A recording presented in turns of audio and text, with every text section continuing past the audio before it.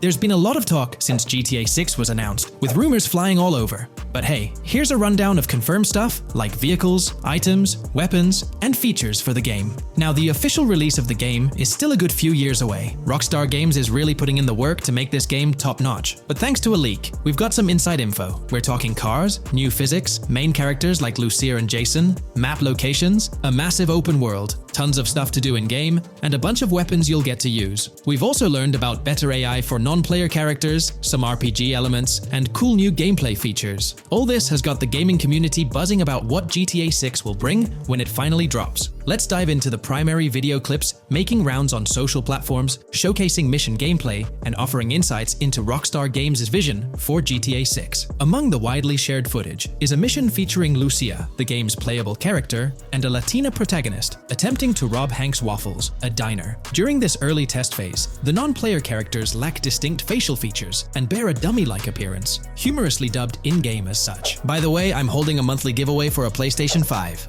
You just need to subscribe and you're entered. Now, back to the video. The NPC's responses are influenced by Lucia's aggressive actions, with various animations depicting the fear evoked by the robbery, akin to the dynamic NPC reactions seen in Red Dead Redemption 2. In the diner heist, Lucia has the option to aim her handgun at a hostage, providing players the choice to either rob or engage in hand-to-hand combat. Managing the hostage adds depth to criminal activities in the game. Jason, the white male protagonist, is also involved in the robbery, allowing players to interact with both characters during the encounter. Jason urges Lucia to act swiftly and escape without a trace, hinting at a relationship reminiscent of Bonnie and Clyde, aligning with previous leaks regarding the game's storyline. The character's appearance bears similarities to actors Eva Mendes and Ryan Gosling from The Place Beyond the Pines, though it remains uncertain if the narrative will mirror the movie's plot. Lucia and Jason appear to be in their late 20s, and the game incorporates a character-switching mechanism seamlessly activated through the controller's D-pad. As the police arrive, Lucia can menace another hostage, leading to a showdown with law enforcement outside. The intricate design of the outdoor area suggests a setting modeled after northern Florida, characterized by lush vegetation.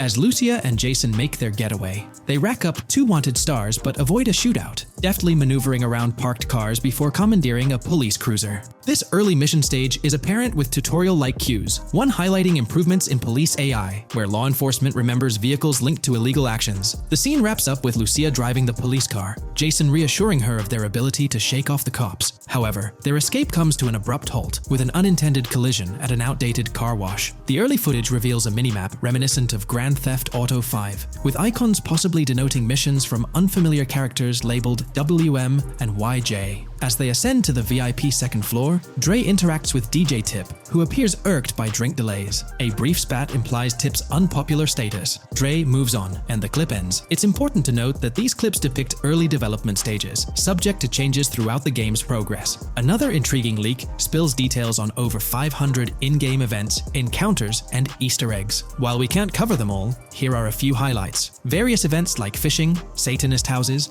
backyard wrestling rings, and big cat mansions offer diverse experiences within the game's universe. There's talk of missing tourists, yard sales offering new clothes, an event resembling insurance fraud from Saints Row, a mysterious voice in a storm drain, potentially a nod to Pennywise, a multi-location Bonnie and Clyde mystery, and a workout challenge hinting at the return of fitness activities. Additionally, within Grand Theft Auto 6, players can stumble upon an island camp, DUI tests, UFO sightings, an animal house, a swamp safari, and the prospect of crazy golf gameplay. Based on insights gathered from the GTA forums, GTA 6's open world is estimated to be at least 2.5 times larger than GTA 5, providing players with a vast and immersive environment to explore. The game draws inspiration from the successful approach seen in Red Dead Redemption 2, promising a meticulously crafted open world with captivating mysteries that elevate the gaming experience. GTA 6's development footage showcases recognizable real-life locations from Florida, such as the Homestead Miami Speedway, reimagined as the Port Gel-Horn Racetrack, along with places like Portofino Tower, Sombrero Key Light, Solar Amphitheater Bayfront Park, and Lone Depot Park. Moreover, the inclusion of the 1000 Museum, a high-rise residential condominium in Miami, demonstrates Rockstar's dedication to detail. A metro map mirroring Miami's real version adds to the immersive nature of the game world. The presence of lush grasslands and vegetation hints at potential expansion into Georgia.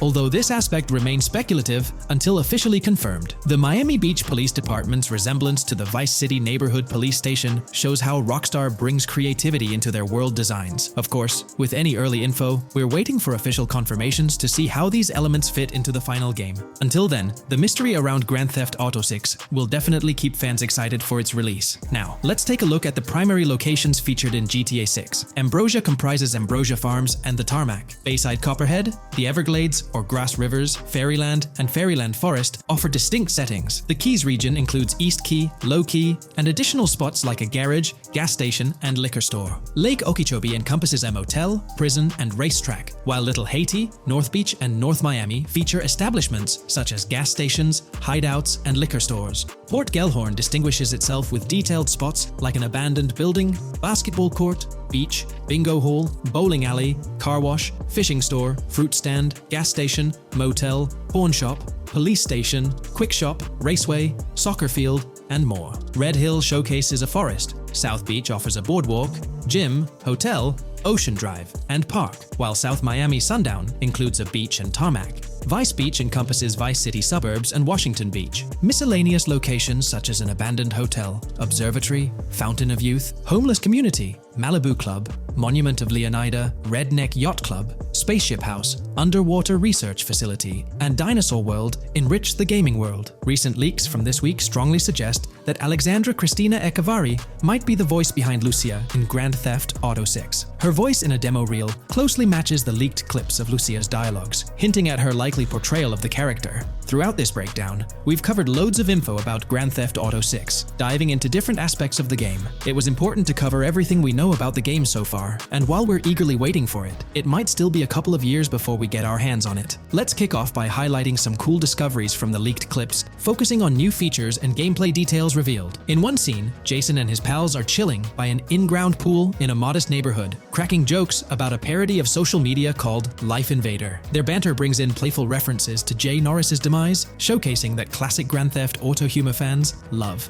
Lucia and Jason are shown in animation tests doing different actions like jogging, stopping, and ducking to avoid gunfire. Rockstar's developers also tested vehicle crash physics on an overpass. The highway signs on Interstate 97 mention North Beaches and Lake Leonida, with the current exit leading to Washington Beach. In another interesting scene, Jason finds a shipping container filled with stacks of cash and a motorbike. Various development clips reveal tweaks being made to a vehicle's interior, hinting at potential new designs or customization options for players. Throughout the clips, interactions with NPCs in the open world are demonstrated, including characters taking selfies, which adds depth to the game's environment and immersion. There's a moment where Jason enters a gang member's territory and takes cover behind a truck, showcasing unique animations for characters reacting to being shot. A notable find in the clips is a jetpack, previously leaked by Tom Henderson, which is seen inside the Jack of Hearts Club. The game features parody social media logos like Snapchat, Instagram, and Life Invader. Characters also sport different hairstyles, with details like Lucia's visible bra under her shirt, adding realism. A new feature is the ability for players and NPCs to hold their guns sideways during combat, adding a different dimension to fights.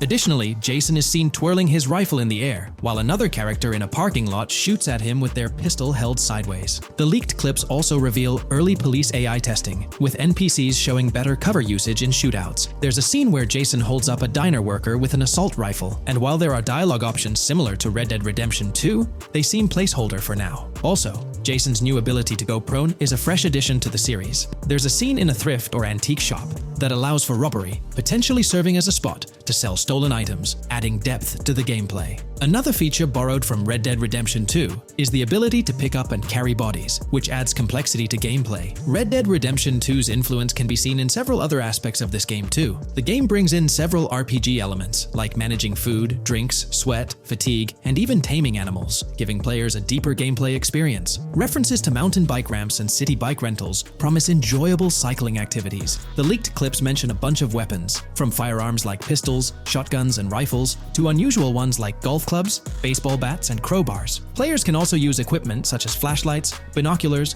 lockpicks, and more. Additionally, players can stay in motels and hotels, with the Kington Hotel being one of the options. There's even a pool party with live music for players to check out. References to the Everglades and wildlife like alligators, snakes, raccoons, and birds suggest diverse environments to explore. The weapon wheel system, similar to Red Dead Redemption 2, limits the number of weapons and items players can carry. Lucia can carry a loot bag, possibly used for robberies or stealing from different places. The inventory system allows players to carry health kits and other items for temporary boosts, and Jason can pick up and drop weapons from his inventory. The clips hint at animations like overdose, suggesting unique actions or events in the game. There are indications of horses and horse riding mechanics, possibly inspired by Red Dead Redemption 2. The open world is full of accessible places, including motels, metro stations, restaurants, pawn shops, and supermarkets. Little details like grabbing a gumball from a quick shop machine add to the overall vibe. A cool feature is the ability to shoot while swimming, adding a new layer to combat situations. All these diverse and interesting elements together promise an immersive and fun gaming experience in Grand Theft Auto 6. Let's dive into the cars of GTA 6. Shout out to the GTA forums for putting together this info. You can find links below to join the discussions. There's a bunch of confirmed vehicles. We're talking the Blista Compact, Ocelot Locust, and a car that looks like an early 90s Buick Skylark. Then there are some new cars without official names, like a 90s Chevy Caprice, a Chevy Malibu from 2016 onwards, a Chevy Sonic, and a Honda Accord from 2018 to 2022. And you know how Rockstar rolls, they'll give these cars their own funny names like they always do.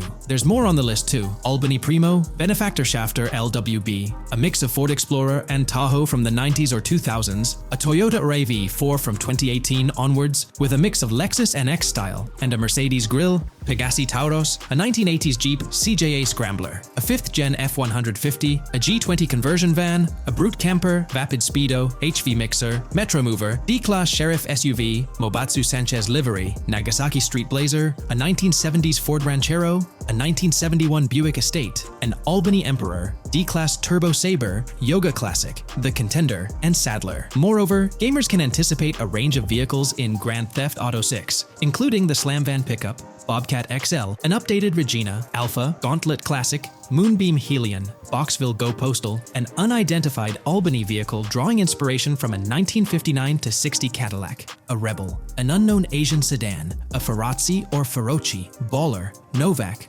Buffalo STX, Alpha and Feudo, a Benson NF 890, Buffalo without a sports bumper, and the Stanier and Landstalker. This extensive lineup promises an immersive and varied driving experience for players within the game. What's got you hyped about this game? Share your thoughts in the comments below.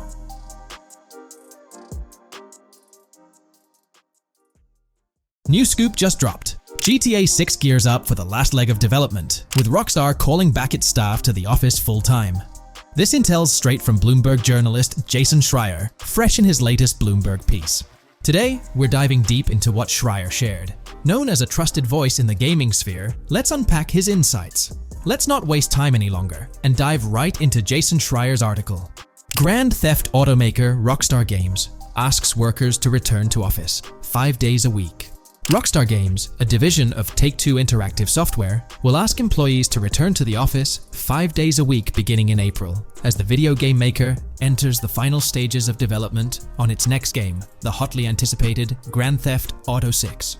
In an email to staff on Wednesday, reviewed by Bloomberg, Rockstar head of publishing Jen Kolber said the decision was made for productivity and security reasons. The company has faced several security breaches, including a massive dump of early footage from the new Grand Theft Auto and an early trailer that leaked in December.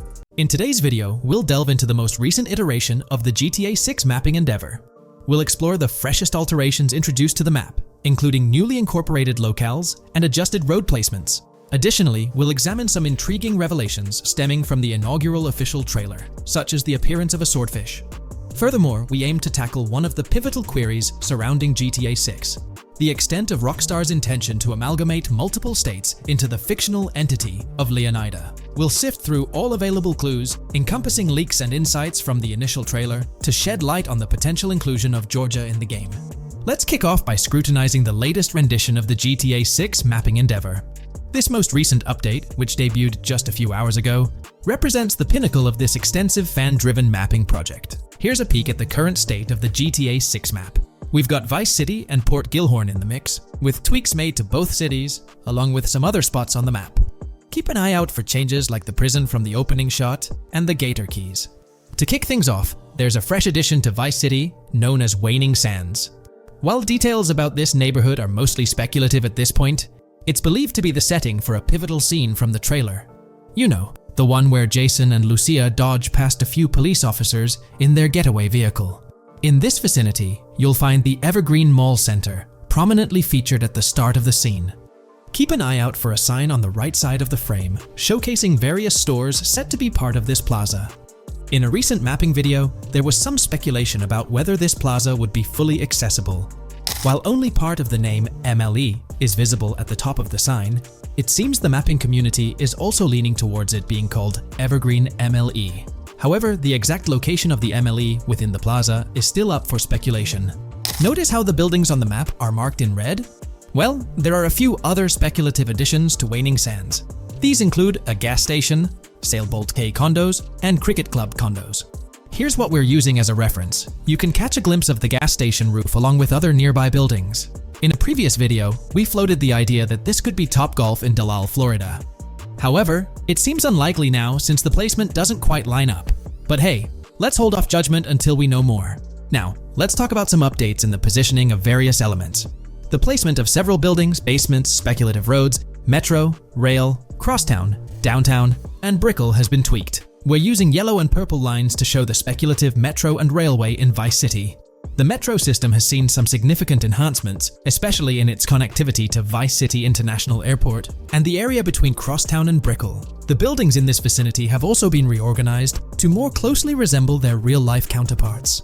Speculative roads and highways have been adjusted to better fit the new placements. We've also made slight adjustments to the rotation of the prison from the opening scene with Luke to align with new evidence. Additionally, we've fine-tuned the positions of some trailer markers in the stockyard area, such as those for the car meet in Windwood and the bikers in Little Haiti. In terms of location changes, Leaf Links from the previous map version has been moved to Virginia Key, meaning earlier speculations regarding Leaf Links are no longer applicable.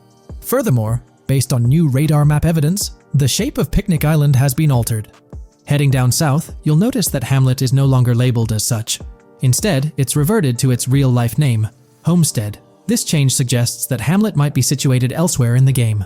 Now, shifting our focus to Port Gellhorn, the other major city on the map, it's also undergone some updates. We've added more speculative details for the area across the body of water on the other side of Bure Bridge, incorporating new evidence into the mix. So, to sum up, those are the latest updates to the GTA 6 mapping project. Before we wrap up, let's delve into an interesting discovery from the first official trailer. I'm not into fishing, but I noticed this in the trailer, and my first thought was a swordfish. But I could be wrong. Is anyone who knows more about fishing able to confirm? Let me know what you all think this is. Well, that's quite an intriguing find. Personally, it seems like a house decoration to me, but I'm eager to hear your thoughts in the comments below. In the next part of this video, we'll tackle the question about Georgia. On display in the leaks and backed up by inside journalists, the game will feature a plethora of locations that focus on Miami and the surrounding areas. The two main locations of the game are Vice City, based on Miami, and Port Gellhorn, which lifts direct locations from Panama City. As well as this, it seems Rockstar have brought down and featured locations from Georgia, including a prison and mountain ranges not present in real-world Florida. I'm curious, do you think Georgia will make an appearance in GTA 6? Let's examine the evidence we have so far. There have been some recent findings, so let's kick off by checking out this Reddit post. Georgia evidence. In the leaks, there's a mention of canyon etchings, along with the other ambient events, which I thought couldn't be in or based in Florida. The nearest canyon to Florida is Providence Canyon State Park in Georgia, and is only 2.5 hours away from Florida. This also may explain Red Hill Forest and the testing of Scree Hills in the leaks. There's also a couple mountains, or large hills, seen in the trailer. The first looks more like a large hill in North Florida, probably for hill climbing, but the second one at the end of the trailer looks like a Georgia mountain, like the ones seen in the leaks. First off, this individual is discussing a clip from the leaks, where a developer is seen firing an assault rifle at a vehicle while Lucia is in the background. They've noted several ramps in the clip, suggesting developers use them to test vehicles on different slopes. The clip also shows various types of ramps listed, including MTB ramps, hill climb, mud drag, Scree Hill, mud drag string, and crash tests, as well as MX tracks. The speculation is that Rockstar might have been testing the Scree Hill due to its resemblance to locations in Georgia. Additionally, two shots from the trailer show hills. One at the 59-second mark where someone jumps on a table, causing it to break, revealing multiple cars ascending a steep hill in the background. And another in the final shot, where Lucia kicks down the door to a convenience store, showing another hill or mountain through the window. Let's delve into the comments and see what the community thinks about these hills. Are there similar hills in Florida? Or has Rockstar taken some creative liberties and introduced hills from Georgia? Ekanfinaka is a place in the game, shown by the leaks. And Ekanfinaka is literally the old name for a swamp in southern Georgia. Not to mention we saw a big hill, small mountain. I've lived in Florida for a long time. There are no hills anything like that in the state. Northern Florida has some hills, but nothing like that at all. The hill in the leaks resembles the Blue Ridge in northern Georgia. It's a fictional state. It could be a collection of features from 4 or 5 states for all we know. 2 hours outside of Florida is hardly breaking the concept.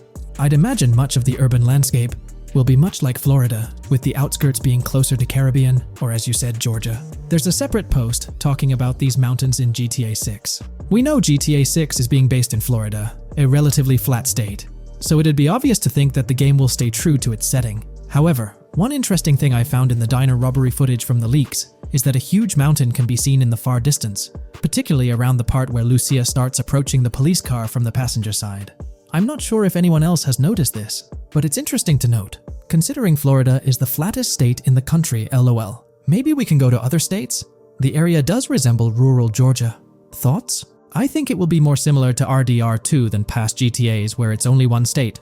I bet the map will be a hybrid of Georgia and Florida. If not, then Florida and most likely another country like Cuba or some South American country with mountains. Yes, probably we can visit the state of Georgia. A few weeks ago, someone found out that the prison you can see in one clip is from Georgia as well. Multiple states in the game. The Florida Scout lady mentioned Rockstar Scouting interiors in Florida and other states in the southeast. Hopefully this means we get towns, or maybe cities in these other states, instead of simply hilly terrain. As this individual pointed out, there's a prison visible in one of the leaked clips, and it bears a striking resemblance to Augusta State Medical Prison. Situated in Grovetown on the county lines of Columbia County and Richmond County in Georgia, United States, this facility houses primarily male inmates with occasional female inmates and has a capacity of 1326. Built in 1982 and operational since 1983, it operates as a close security prison. Augusta State Medical Prison was one of the 7 prisons involved in the 2010 Georgia prison strike. With such solid evidence pointing towards Georgia, or at least a portion of it being featured in the GTA 6 map, it's worth noting that Rockstar has done similar things before. In GTA San Andreas, for instance, they created the state of San Andreas, which is a blend of California and Nevada, with Las Venturas mirroring Las Vegas. Feel free to share your thoughts on everything discussed in today's video in the comments section below. Today, we're delving into the realm of GTA 6 Online, the upcoming multiplayer aspect of Rockstar Games' Grand Theft Auto 6. We'll dissect all the insights gathered from leaks back in 2022, alongside an intriguing anti-cheat patent filed by Rockstar's parent company, Take-Two Interactive. This patent offers a glimpse into how the forthcoming online experience aims to ensure a safer environment compared to the current GTA Online. Furthermore, we'll explore a novel method Rockstar plans to implement in GTA 6 for managing online sessions. This innovation promises to infuse the expansive world of GTA 6 with a livelier atmosphere, enriching the player's immersion in its intricacies. Undoubtedly, GTA Online stands as a titan in the realm of multiplayer gaming. Its enduring popularity has significantly contributed to the ongoing success of GTA 5 over the past 11 years. This success owes much to Rockstar's astute strategy, crafting a robust core game with GTA 5 and then supplementing it with regular content updates for the online segment. By continually introducing new weapons, vehicles, and attire, Rockstar keeps players engaged and motivated to accumulate in-game currency. As we eagerly anticipate the official unveiling of GTA 6, players are hopeful that it will address prevalent issues plaguing the current iteration. Chief among these concerns is the rampant presence of modders and cheaters, whose actions not only disrupt gameplay, but also pose security risks by unlawfully accessing personal data. To tackle this issue, Rockstar has devised a fresh approach set to debut in GTA 6. This method aims to bolster the game's security measures. The patent responsible for this enhancement is titled Method and Apparatus for Preventing Cheating in a Video Game Environment by Providing Obfuscated Game Variables. Filed by Take-Two Interactive, Rockstar's parent company, in 2019, this patent outlines a system and method aimed at curbing cheating within video game environments. By disguising game variables in memory, the patent seeks to thwart attempts by players to monitor and manipulate values such as health, ammunition, and in-game currency for unfair advantages. Traditionally, developers combat such exploits by encrypting, coding, or obfuscating the location of these values, alongside implementing integrity checks to detect unauthorized modifications. However, these methods have drawbacks, as they often impact game performance and inadvertently expose variable locations to savvy attackers. Rockstar's innovation lies in masking the whereabouts of these variables, offering a more robust defense against cheating in GTA 6's online. I won't delve into the technical intricacies, but essentially, Rockstar employs a clever and seemingly straightforward technique to conceal these values. This makes it considerably tougher for attackers to pinpoint their locations. While the concept of masking values may seem straightforward, its effectiveness in bolstering stability and enhancing security for the future online segment is paramount. Moving forward, let's turn our attention to the next patent, titled System and Method for Session Management in a Multiplayer Network Gaming Environment. Filed by T2 Interactive in 2021, this patent addresses disclosed are systems and methods for session management. The disclosed system allows for seamless merging and splitting of network sessions in a multiplayer network gaming environment. Seamless session management allows dynamic movement of players in a virtual world during gameplay without unnecessary loading and/or stalling. As the players in the virtual world move around, the management of active game sessions can be improved to affect a more realistic perceived population. In this patent, Rockstar highlights the crucial role of online components in the success of many games, citing GTA Online as an example. They emphasize the challenges of managing network technology and resources to create a vibrant virtual world. Traditional MMO games often face limitations in session management, with some opting for single sessions that may restrict the depth of content due to increasing player counts. Others utilize multiple sessions, which can hinder feasibility, especially in peer-to-peer exchanges like in GTA Online. To address these issues, Rockstar has developed a pioneering system for seamless session management. This innovative approach enables fluid splitting and merging of network sessions, allowing for a more immersive virtual world free from hardware and software constraints. Allowing players from different sessions, but in the same virtual area of the map, for example, to be merged into a single session. This allows players from previously different sessions to come across one another, thereby making the virtual world seem more populated. As an additional advantage, seamless session merging handles many network failures silently. In prior art systems, a player who loses network connectivity can be kicked out of a session and may not be able to rejoin because they are in a session by themselves. However, the Session Management System 100 allows for a disconnected player to exist in a session by themselves for a predetermined period before they are reconnected to the remaining players in the session or can be joined with another session. The method begins with monitoring a triggering event. In some embodiments, the triggering event defines when to merge two sessions or split a single session. For example, when the object, virtual players, are in the same session, move physically apart from another, the object by a predetermined virtual distance, this triggers the session management system to split the session into two different sessions. Likewise, if objects from two different sessions are within a predetermined virtual distance from one another, the session management system and merge the sessions to allow interaction between objects of the respective sessions. Other instances of monitored triggering events encompass various player and object actions, including changes in position or visibility, player entries and exits from the virtual world, and game-related activities like mission completions or tutorial beginnings. Rockstar's solution ensures seamless management of these events, preventing inconsistencies such as duplicated objects during session transitions.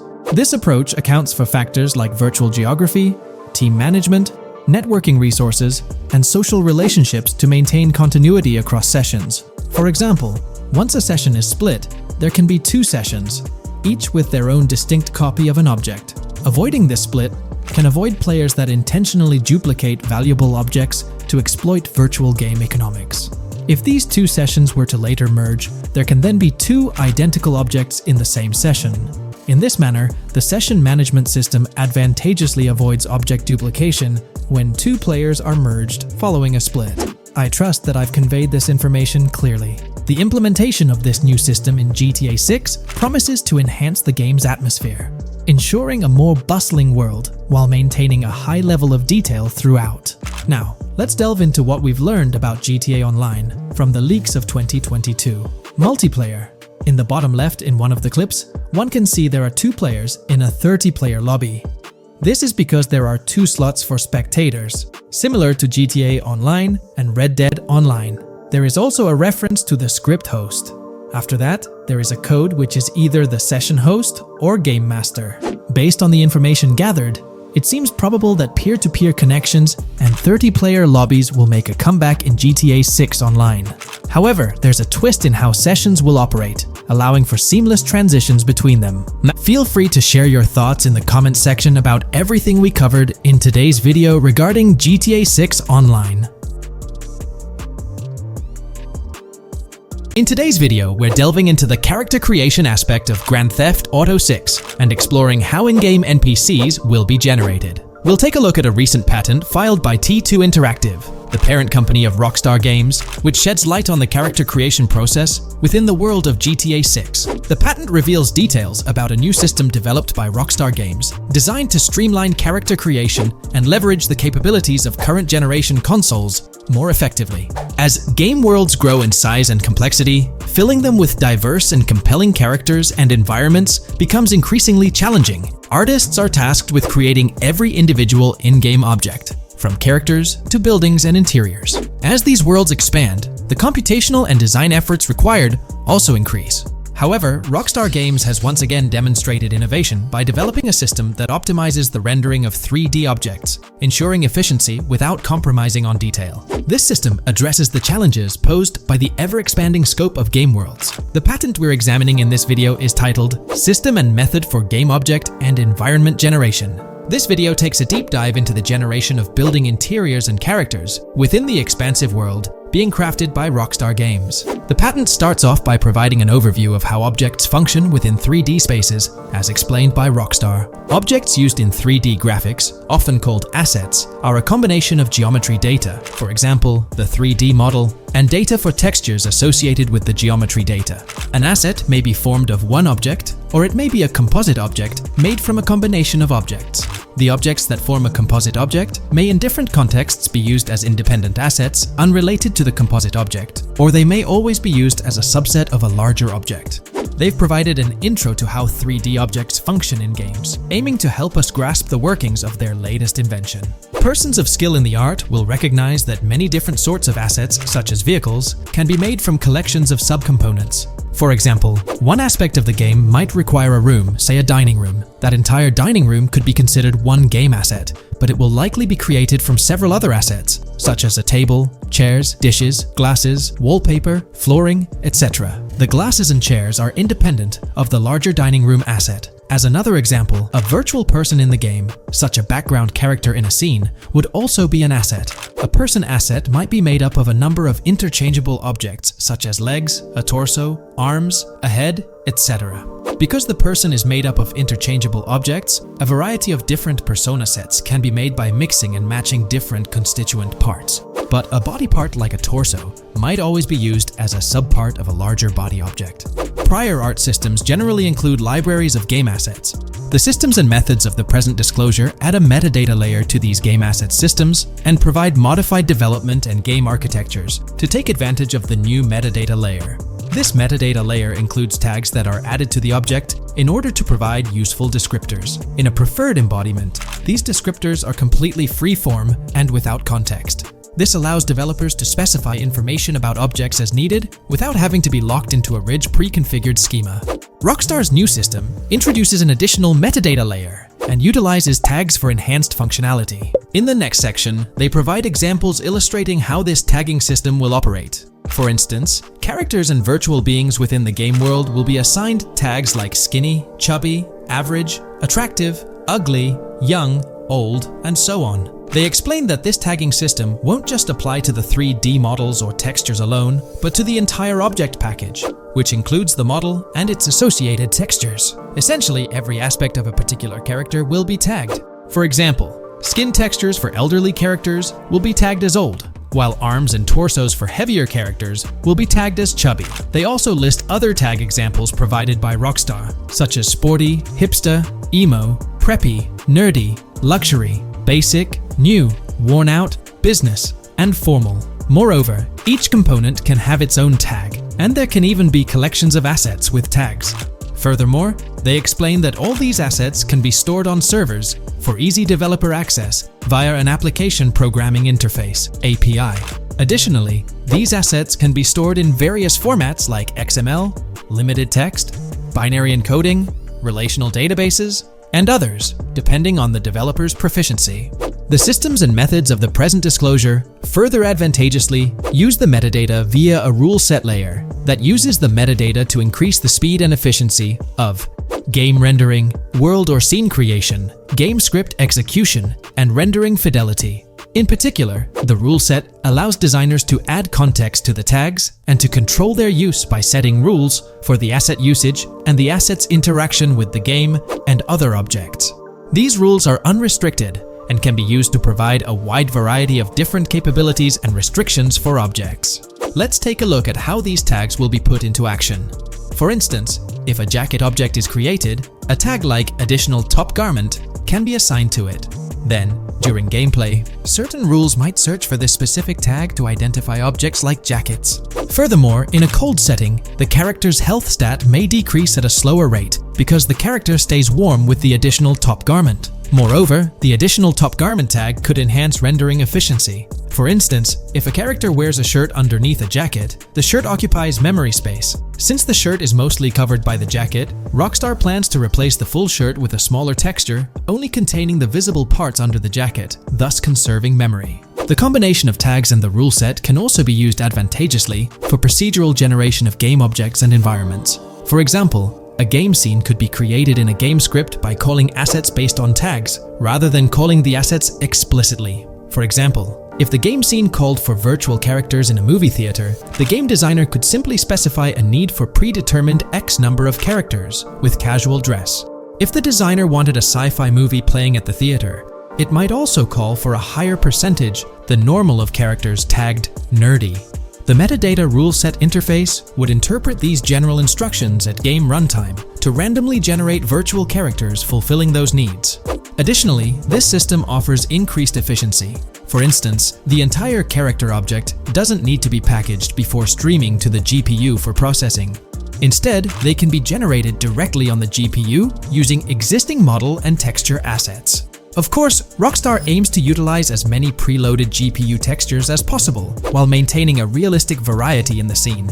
Moreover, this system allows them to control the number of preloaded textures used in a scene. For instance, more textures can be preloaded for complex scenes and fewer for simpler ones. The goal of this video is to provide an overview of the key aspects of this new system, so I won't delve into every example described in the patent. Turning to the details of the specified metadata, in a particularly advantageous embodiment, the following metadata is included for each model and texture: IDs, property tags, match tags, randomization restrictions, expression data, and optimization data. While this selection of metadata has been found advantageous, different groupings and subsets of these tags can be mixed and matched as needed to accomplish particular design goals without departing from the spirit and advantages of the present disclosed inventions. The uses, embodiments, and benefits of each of these fields are described as follows. These elements constitute the metadata, and while I won't delve into each one individually, they essentially represent the various tagging methods Rockstar employs to organize models and textures. These tags facilitate accurate and efficient filtering and sorting of assets within the virtual world. I trust this video provided you with an understanding of the tagging system Rockstar has devised. I'm personally excited about the potential for greater NPC variety in this vast world. Feel free to share your thoughts in the comments below. In today's GTA 6 video, we're discussing how much money Rockstar Games has made from the first trailer released back in December. We'll also cover Rockstar's plans for the next trailer and their potential strategies for cross-promoting GTA 6. There's a lot to talk about, so let's get into Rockstar's promotion tactics for GTA 6 and when we might see a second trailer. First off, the timing of the next GTA 6 trailer is closely tied to GTA Online's upcoming update. Whether it's just a coincidence or a smart marketing move, this is a strategy Rockstar has used before. For example, they released GTA Online's Winter-December DLC a week after the first GTA 6 trailer. This timing helped make it the most viewed GTA Online trailer ever, even beating out the reveal trailer for Red Dead Redemption 2. If Rockstar decides to use the same approach, we might get some new Grand Theft Auto 6 details next week. This could be a second trailer, some screenshots, or additional information about the game. The timing would line up perfectly with the next big GTA Online update, set to drop on Tuesday, June 25th. This is confirmed because the GTA Plus event period ends the day before. By releasing new GTA 6 content a week before the update, Rockstar could generate more interest in the upcoming DLC. If for some reason we don't get a new trailer or details from Rockstar, I think they might drop more hints in this summer's GTA Online update, just like they did last summer. You might remember a specific t-shirt from that update, which actually hinted at the exact trailer date and time. It had symbols from the Zancudo basement with a cryptic message that translated to, "One day will reveal all." It does make you wonder if Rockstar will include some teases or cross-promotion in this update. Now that GTA 6 is officially announced, they might do something similar to a few years ago with GTA Online and Red Dead Redemption 2, where treasure hunts let you unlock weapons in GTA Online and receive them in Red Dead Redemption 2 when it launched. Speaking of GTA 6 trailers, here's an interesting fact. Rockstar Games has made a ton of money from the trailer on YouTube. We've talked about this in the last couple of videos, how it leaked because someone accessed a YouTube admin panel, but you can actually use public data and analytics to see how much money Rockstar has made from that trailer. It has almost 195 million views, closing in on 200 million, which is absolutely insane. Rockstar Games has made nearly $1 million from that trailer alone. The craziest part is that even though the trailer doesn't have ads, Rockstar Games still earns money from YouTube Premium users. While this isn't a huge portion of the population, it generates revenue based on watch time. From that alone, they've nearly made $1 million.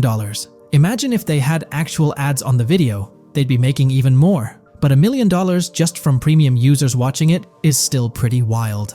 In the grand scheme, it's a small amount for Rockstar and just a drop in the bucket compared to how much they'll make when GTA 6 actually releases. Still, it's an impressive stat for a trailer that Strauss Zelnick says has repeatedly broken the internet. All this excitement around GTA 6 is also boosting their parent company, Take-Two Interactive, with a substantial jump in stock price.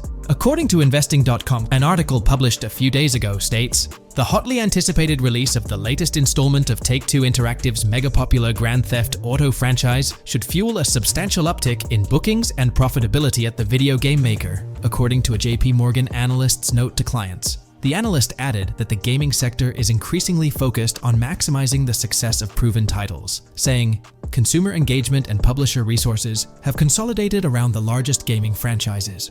They believe this trend favors the biggest players in the industry, with the biggest hits likely to get bigger and mid-tier games likely to struggle as competition costs increase. For this reason, investor expectations for GTA 6 are high, given the success of prior releases like GTA 5 and Red Dead Redemption 2. Analysts anticipate that GTA 6 will drive a significant increase in bookings and profitability for Take-Two and potentially boost its valuation. They reiterated their overweight rating for Take-Two and raised their December 2024 price target from $180 to $200. All this is great news for the gaming industry. Confidence in Grand Theft Auto 6 and Take-Two Interactive is growing, both among industry insiders and on Wall Street. It's just positive news all around.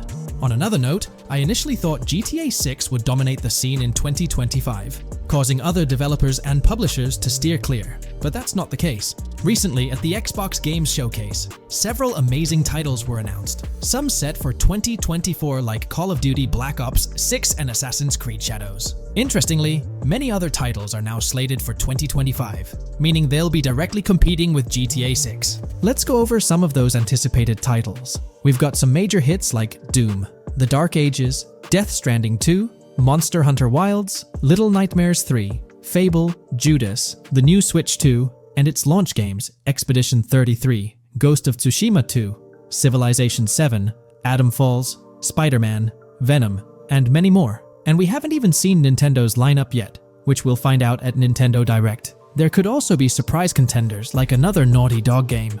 2025 is shaping up to be an incredible year for gaming, possibly the best ever. And of course, GTA 6 will be a major highlight if Rockstar sticks to the fall 2025 release date. I'm confident they will, especially after that internal delay. This way, they avoid a public delay, which would have happened if they initially aimed for early 2025 and then had to push it back. One thing I'd love to hear from Rockstar next is when we can pre-order the game and get a more specific release date. I'm really looking forward to when the marketing period kicks off. I'd love to hear your thoughts on everything we discussed today. Do you think we'll get new GTA 6 trailers, info, or details from Rockstar soon? Let me know in the comments below.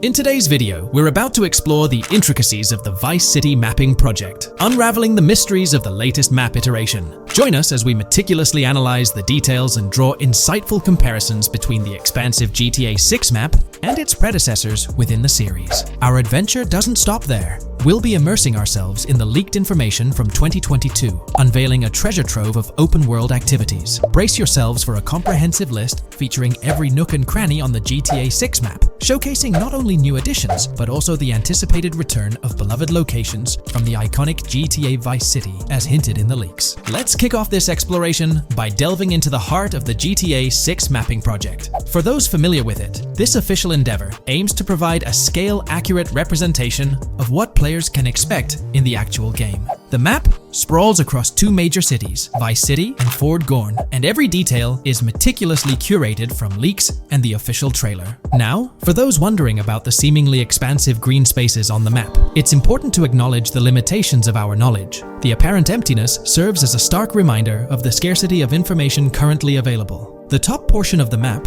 appearing cut off, isn't indicative of boundaries or future expansions, but is rather a canvas awaiting details yet to be unveiled. Addressing rumors about the map's size, speculation abounds that GTA 6 will boast 3 major cities. While Vice City and Port Gorn are confirmed, the third city remains shrouded in mystery. There's a buzz that it might be Yorktown, potentially located north of Port Gorn. However, specifics about the placement of these locations marked in red are still elusive. Now, let's delve into the exciting prospect of exploring key locations on the GTA 6 map.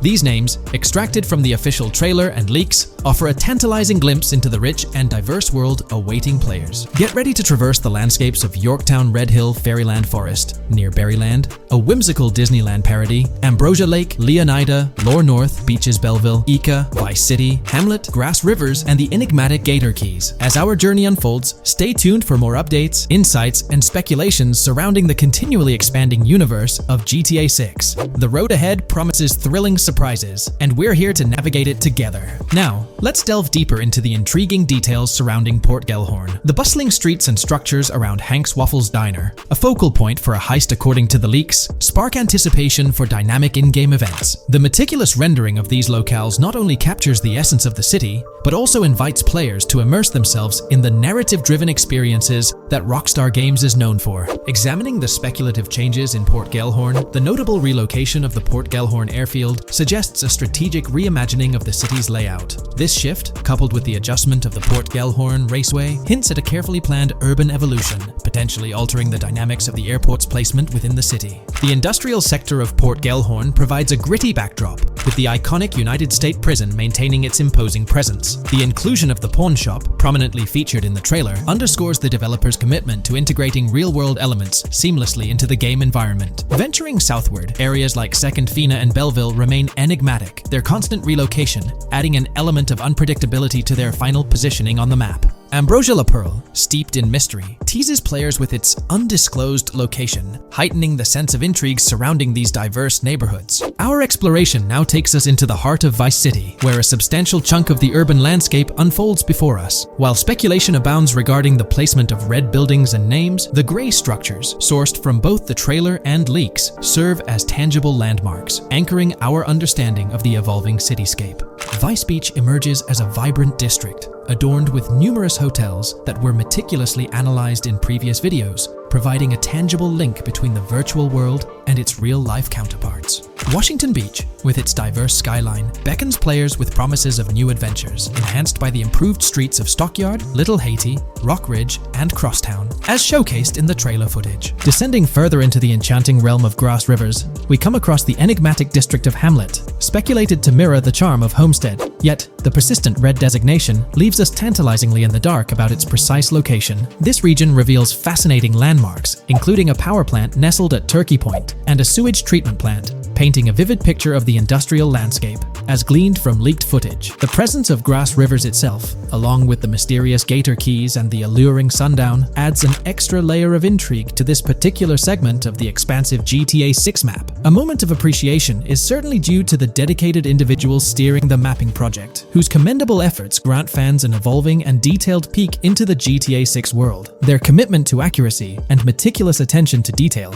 foreshadow an immersive gaming experience, setting the stage for the excitement surrounding the official release. Now, let's delve into a truly mind-blowing comparison that has set the gaming community abuzz. Our gaze shifts to the juxtaposition of Los Santos from GTA 5, Liberty City from the iconic GTA 4, and the highly anticipated Vice Beach from GTA 6. The comparison not only highlights the need for potential adjustments in Vice Beach's size, but also emphasizes the extraordinary density and detail that players can expect. Acknowledging the observed need for a slight enlargement of Vice Beach, the visual impact remains nothing short of extraordinary. The comparison underscores the incredible density that GTA 6 promises, reminiscent of the lively streets and vibrant atmosphere experienced in the streets of GTA 4's Liberty City. Speculation regarding the buildings in Vice Beach, as showcased in the mapping project, heightens the anticipation, with the close proximity of structures promising an unparalleled level of immersion and detail, evoking nostalgia from the beloved GTA 4 era. This meticulously crafted map stands as a colossal playground, harking back to the bustling streets that made GTA 4 a standout title. The intricate detailing, the tightly packed urban landscape, and the anticipated density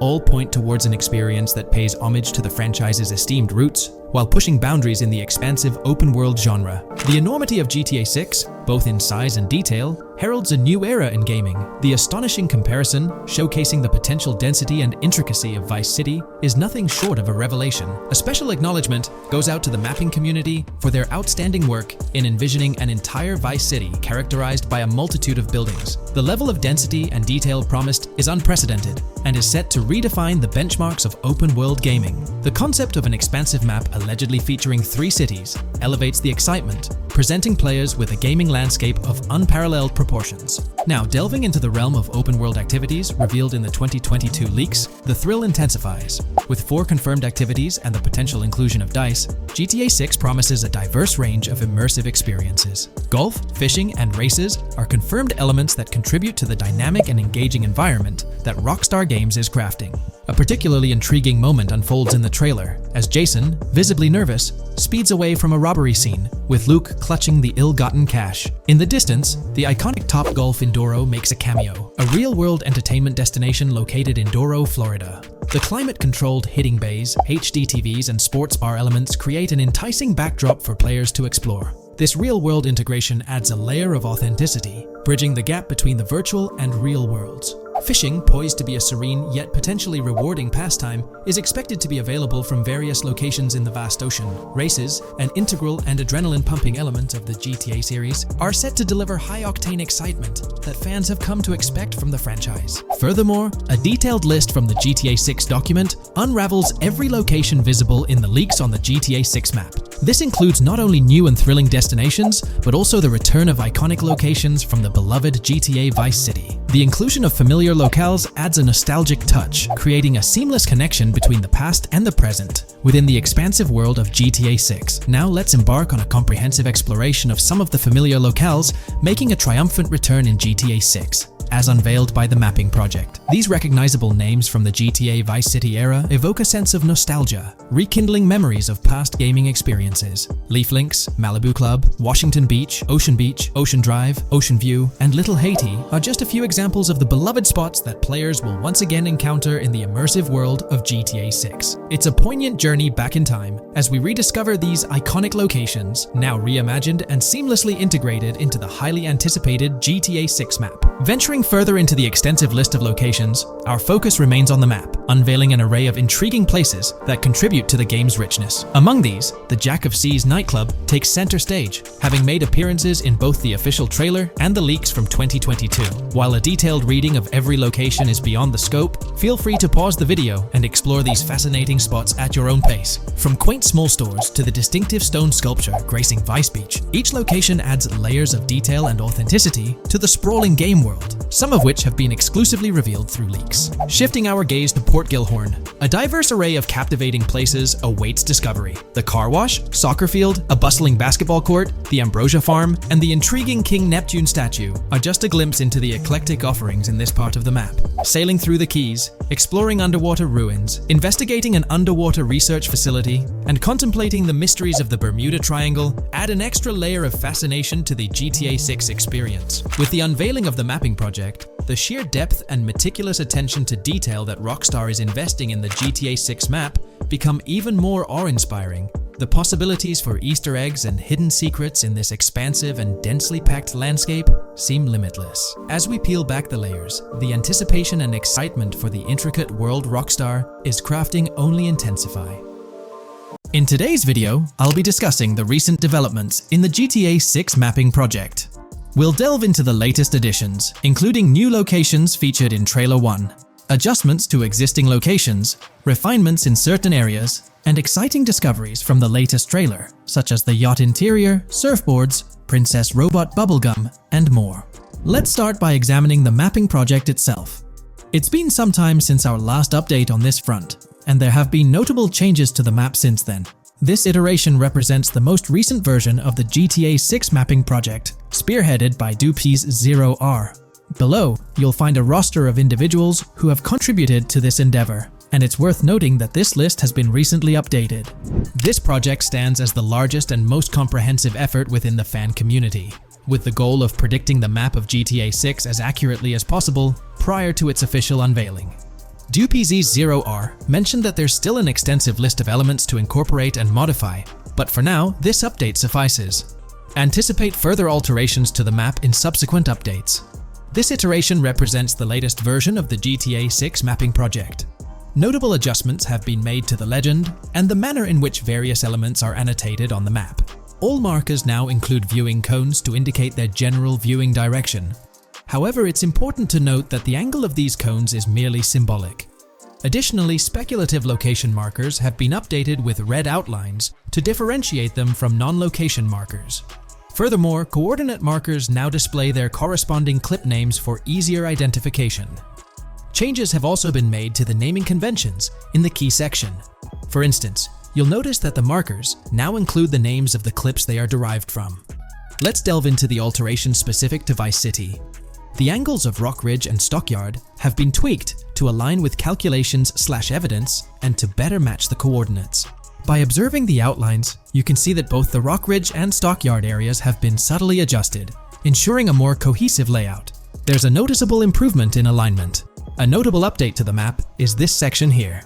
Previously, absent features have been incorporated from the edges of one of Rock Ridge's mini-maps, and adjustments have been made to the water's edge in that vicinity, now depicted in dark green to indicate the genuine boundaries of this section of the Vice River. Additionally, several buildings in the Rock Ridge area have been identified, including the Rock Ridge Community Research Center, Miami Police Department, Venture Apartments, Orange and Pink, 7071 Warren Thacker Manor, inspired by Martin Fine Villa, Palace Cafe and Diary, all sourced from leaks. Furthermore, there are two speculative markers outlined in red, representing locations from the trailer. One in Rock Ridge is speculated to be the Hammer Hamlet Ladies location, while the other marks the high roller scene from the trailer. You can find the timestamps for both scenes on the map. Updates have been made to the route of the I-404, incorporating new evidence. This includes adjustments in Vice Beach and the positioning of the road near Rock Ridge. Notably, there have been alterations to the highway section near the airport. Additionally, speculative terrain and building positions in Washington Beach have been revised to align more closely with the evidence. Changes have been made to the shapes and locations of the Ritz-Carlton Bal Harbour, Akoya condos, and Jade Ocean condos. Furthermore, alongside the speculative road and landmass in the Bayfront Heights area, the Y Vice City and Gate/Continental hotels have been included in the Vice Beach vicinity. Additionally, several minor adjustments and fixes have been implemented. Regarding the Vice Beach area, there have been additions of new buildings supported by recent evidence. These include 200 Ocean Drive, 260 Ocean Drive, 1043 Washington Avenue, Beach Park Hotel, and Council Towers North. Moreover, over at Brickell Key Island, two new buildings, Brickell Key 1 and Brickell Key 2, have been introduced. Additionally, corrections have been made to the names of the Tequesta Point locations, accurately reflecting their respective positions. Now, let's shift our focus away from Vice City. Firstly, an error regarding St. Joseph has been rectified. Previously labeled in purple, it should have been marked in red to signify that this name hasn't been confirmed in the leaks, but is either speculative or based on real-life data. Moving westward towards Port Gellhorn, there have been notable additions to the leaked industrial area opposite the state prison, along with improvements to the prison itself. Several speculative structures, highlighted in red, including a water tower and industrial buildings, have been incorporated, along with a cell tower across from the prison. Heading south to the quays, significant improvements have been made. Adjustments to the landmass near the camera location, where the shot with the Dodal seaplane occurs, have been made based on speculative evidence.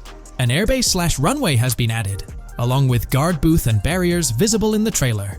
Additionally, 2 speculative buildings marked in red, as well as the speculative naval area station, have been included. That wraps up all the updates to the GTA 6 mapping project. Share your thoughts in the comments below. There have been some significant changes with this update.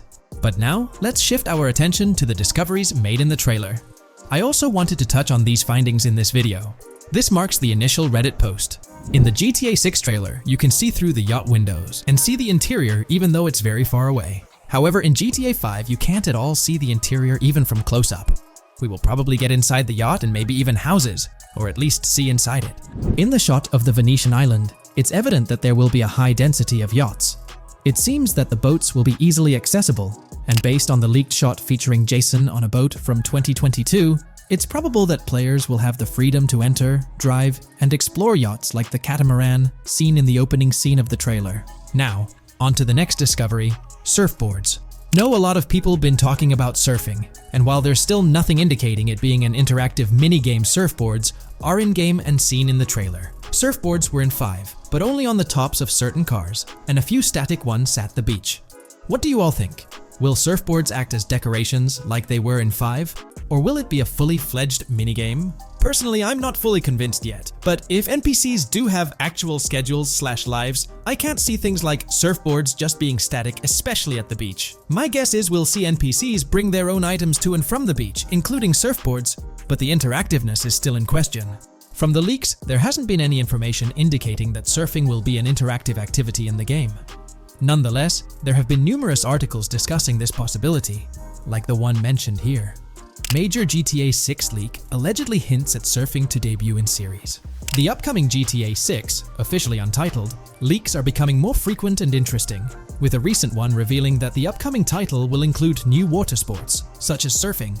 According to a report by the Dexerto gaming website, a leaker named Alix Venturas revealed on Twitter that Rockstar Games plans to improve the water physics in Grand Theft Auto 6 and will introduce several water-based activities. While the gaming studio has not officially commented on the leak, players are convinced, given that Grand Theft Auto 6 will almost certainly feature Vice City, a fictional version of Miami, Florida, known for its beaches and water activities.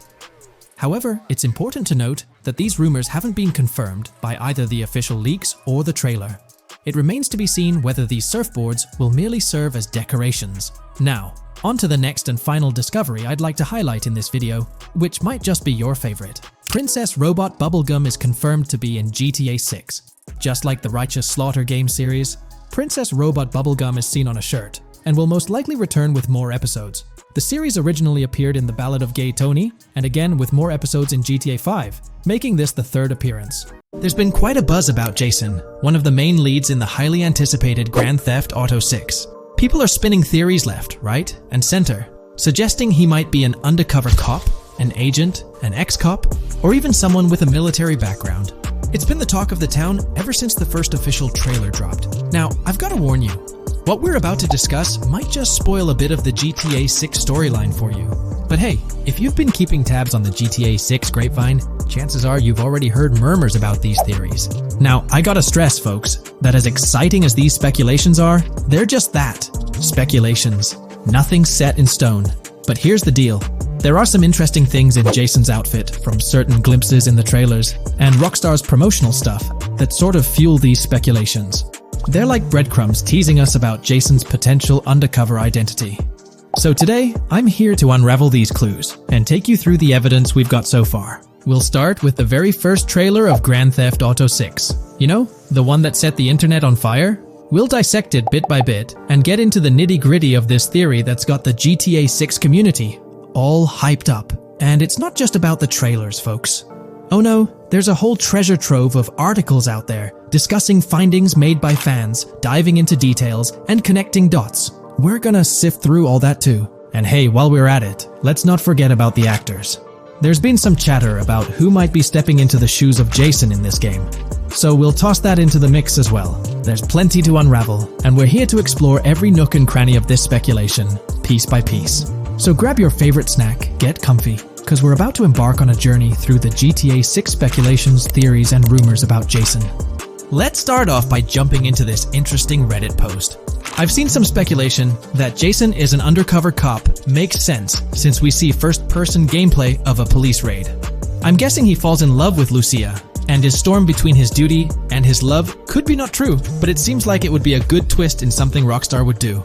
Okay, let's take a deeper dive into this scene where we encounter these 4 police officers. They're pretty unmistakably cops with that distinct police badge on their body armor. It's crucial to note the small details here, especially regarding their attire, as it might hold some key information. Now, among this squad of officers, there's one guy who stands out from the rest. He's chilling on the far right, sporting a casual white tank top, while the others are all suited up in body armor, their caps turned backward. This difference suggests a hierarchy within the group, making us wonder if this dude's perhaps a higher up or holds a different position within the force. The intriguing part, though, is the context of this scene. It feels like a pivotal moment, almost as if these officers are significant characters in the narrative. But let's pump the brakes a bit.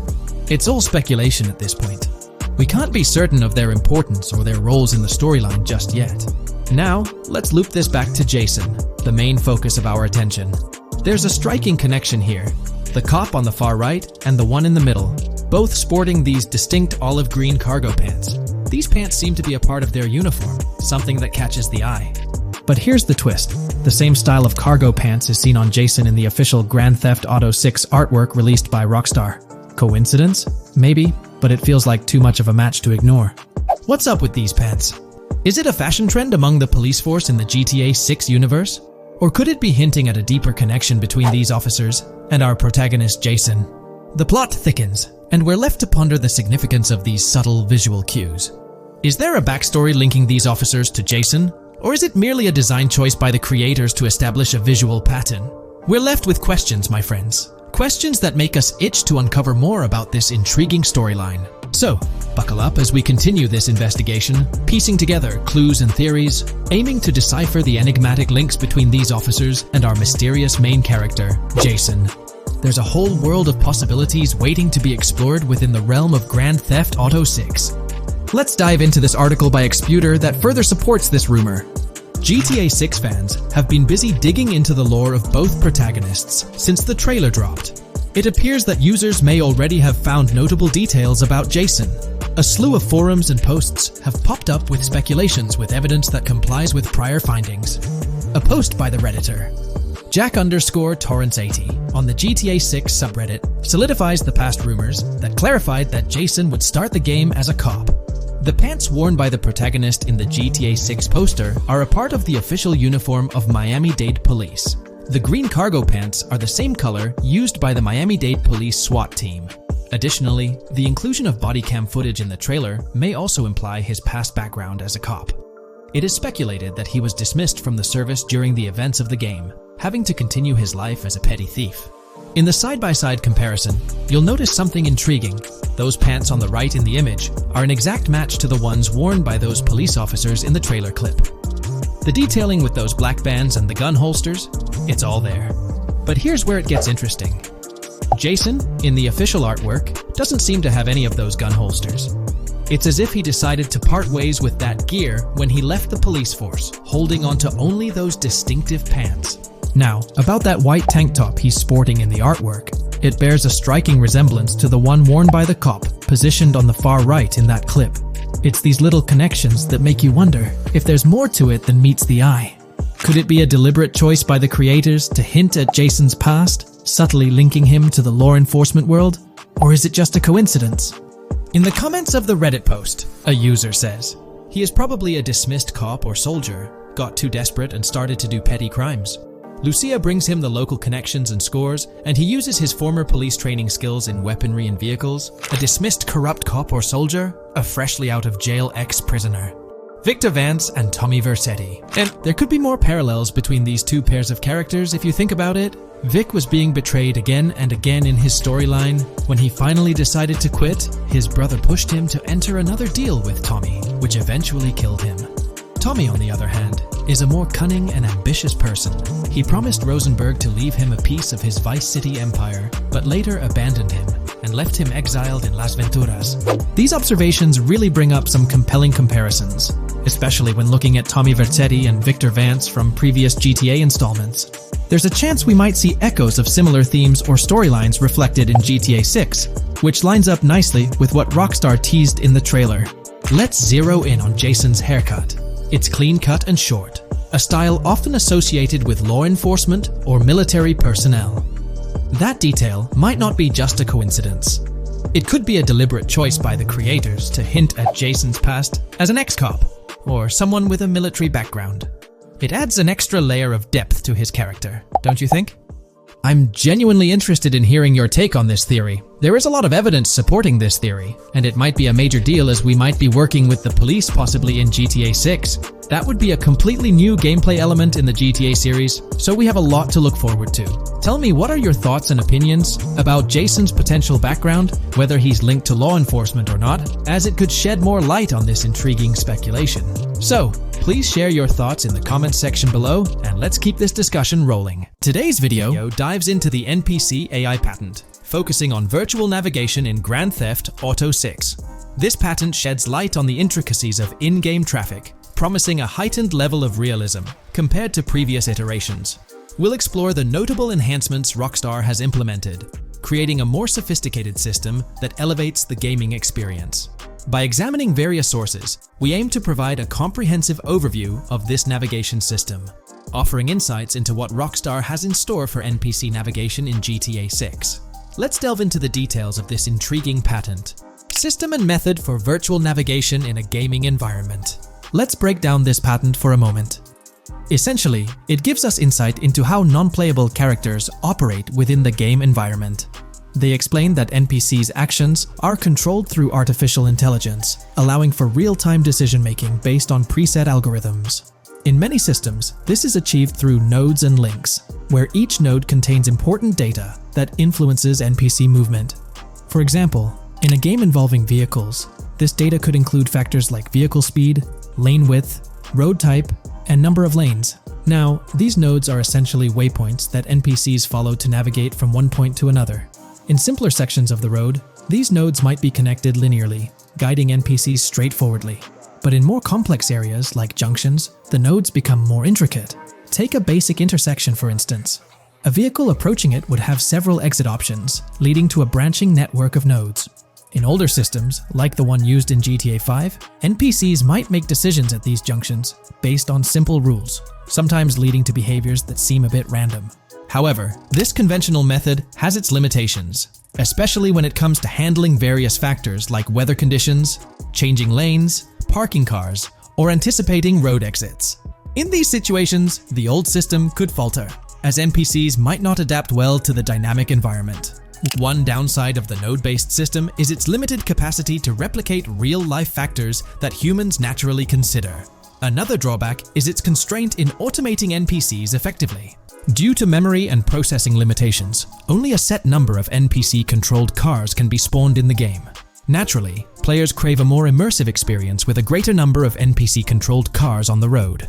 Moreover, in conventional systems, NPCs often repeat the same actions, and some may even disappear as players get closer to them. Additionally, in GTA 5, the system relies on local traffic avoidance for NPCs to steer clear of collisions. This means that NPCs continuously scan their immediate surroundings each frame for any obstacles like vehicles, pedestrians, or objects. Using a front-facing polygon, they gather data about the road layout and calculate the optimal steering angle to dodge obstacles or stay on the road.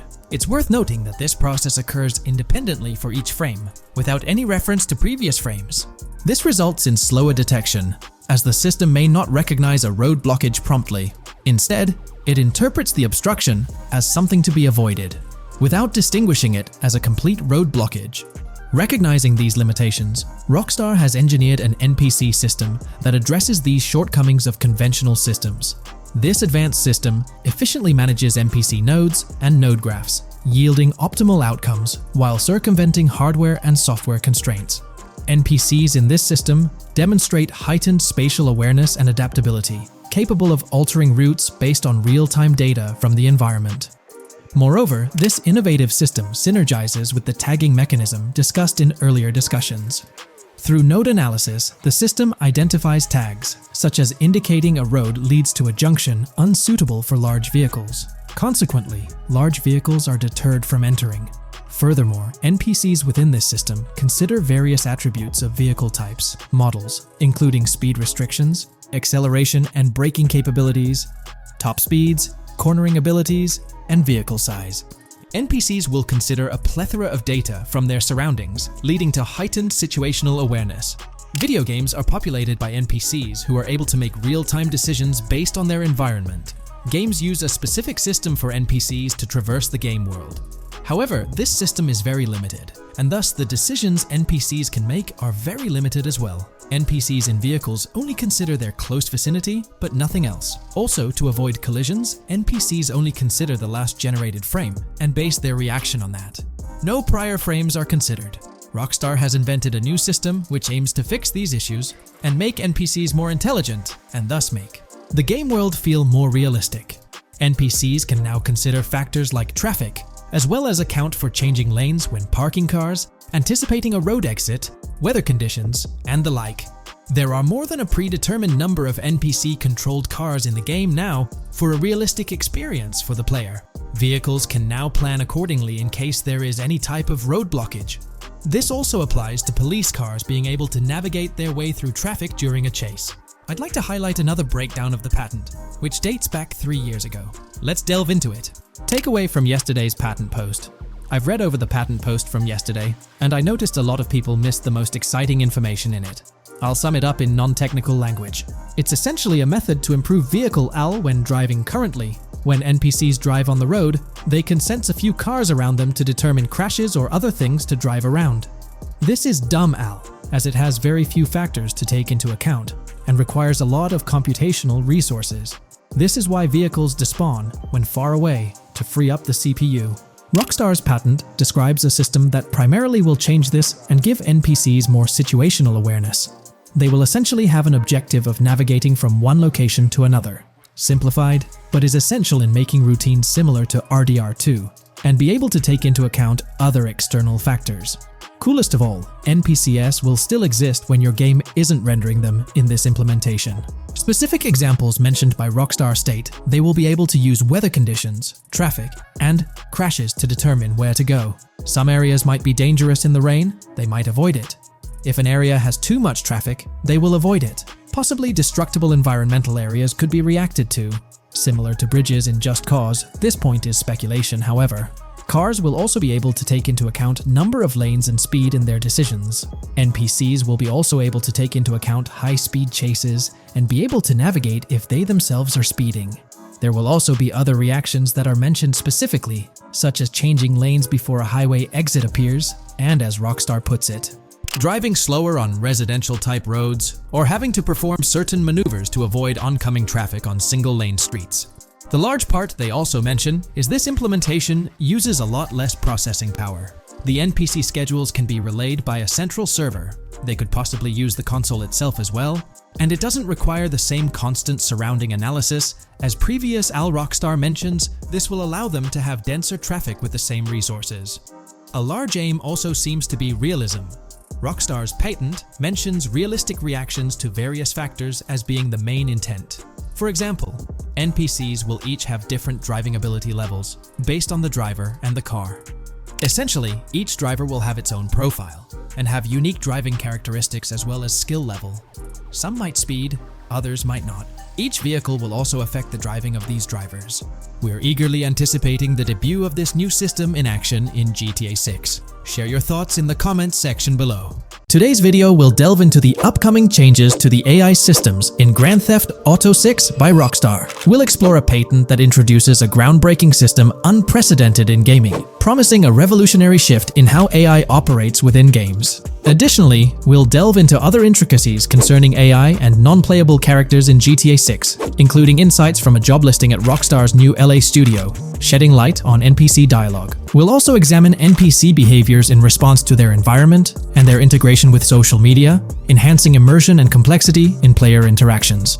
Let's kick off with Rockstar's innovative AI system set to debut in Grand Theft Auto 6. Described by Rockstar as the most significant and immersive evolution of the series, the emphasis on immersion is evident in their patent filings. We'll focus on one particularly intriguing patent, unveiling a new system poised to revolutionize AI in gaming. Considering Rockstar's commitment to delivering the most immersive experience yet, it's evident that NPCs and AI will play pivotal roles. This patent specifically pertains to animations in GTA 6, aptly named System and Method for Virtual Character Locomotion. Back in 2020, Rockstar Games unveiled an innovative system that will debut in GTA 6. Now, the details might sound a bit complex, but essentially, this patent outlines a fresh approach to animating characters and imbuing them with dynamic intelligence. These characters will now possess a kind of virtual brain, allowing them to react to their environment, other NPCs, weather, and even their mood, influencing their animations on the fly. Before this advancement, each character's animation had to be painstakingly recorded in a studio equipped with motion capture technology. This process involved attaching markers to actors' suits and compiling animations into what's called an animation tree. This method was resource-intensive, limiting the variety of animations Rockstar could include in their games. For instance, in GTA 5 and Red Dead Redemption 2, each NPC had its own animation tree, containing all their actions. Animation trees essentially stack animations, blending them together seamlessly and transitioning between them based on player input and in-game conditions. Additionally, motion matching, a feature seen in GTA 5 and RDR2, automatically selects animations based on player actions and the surrounding environment. This results in fluid and lifelike character movements, such as running while shooting, creating a more immersive experience for players. With GTA 6, Rockstar introduces an innovative system designed to optimize resources and streamline animation data.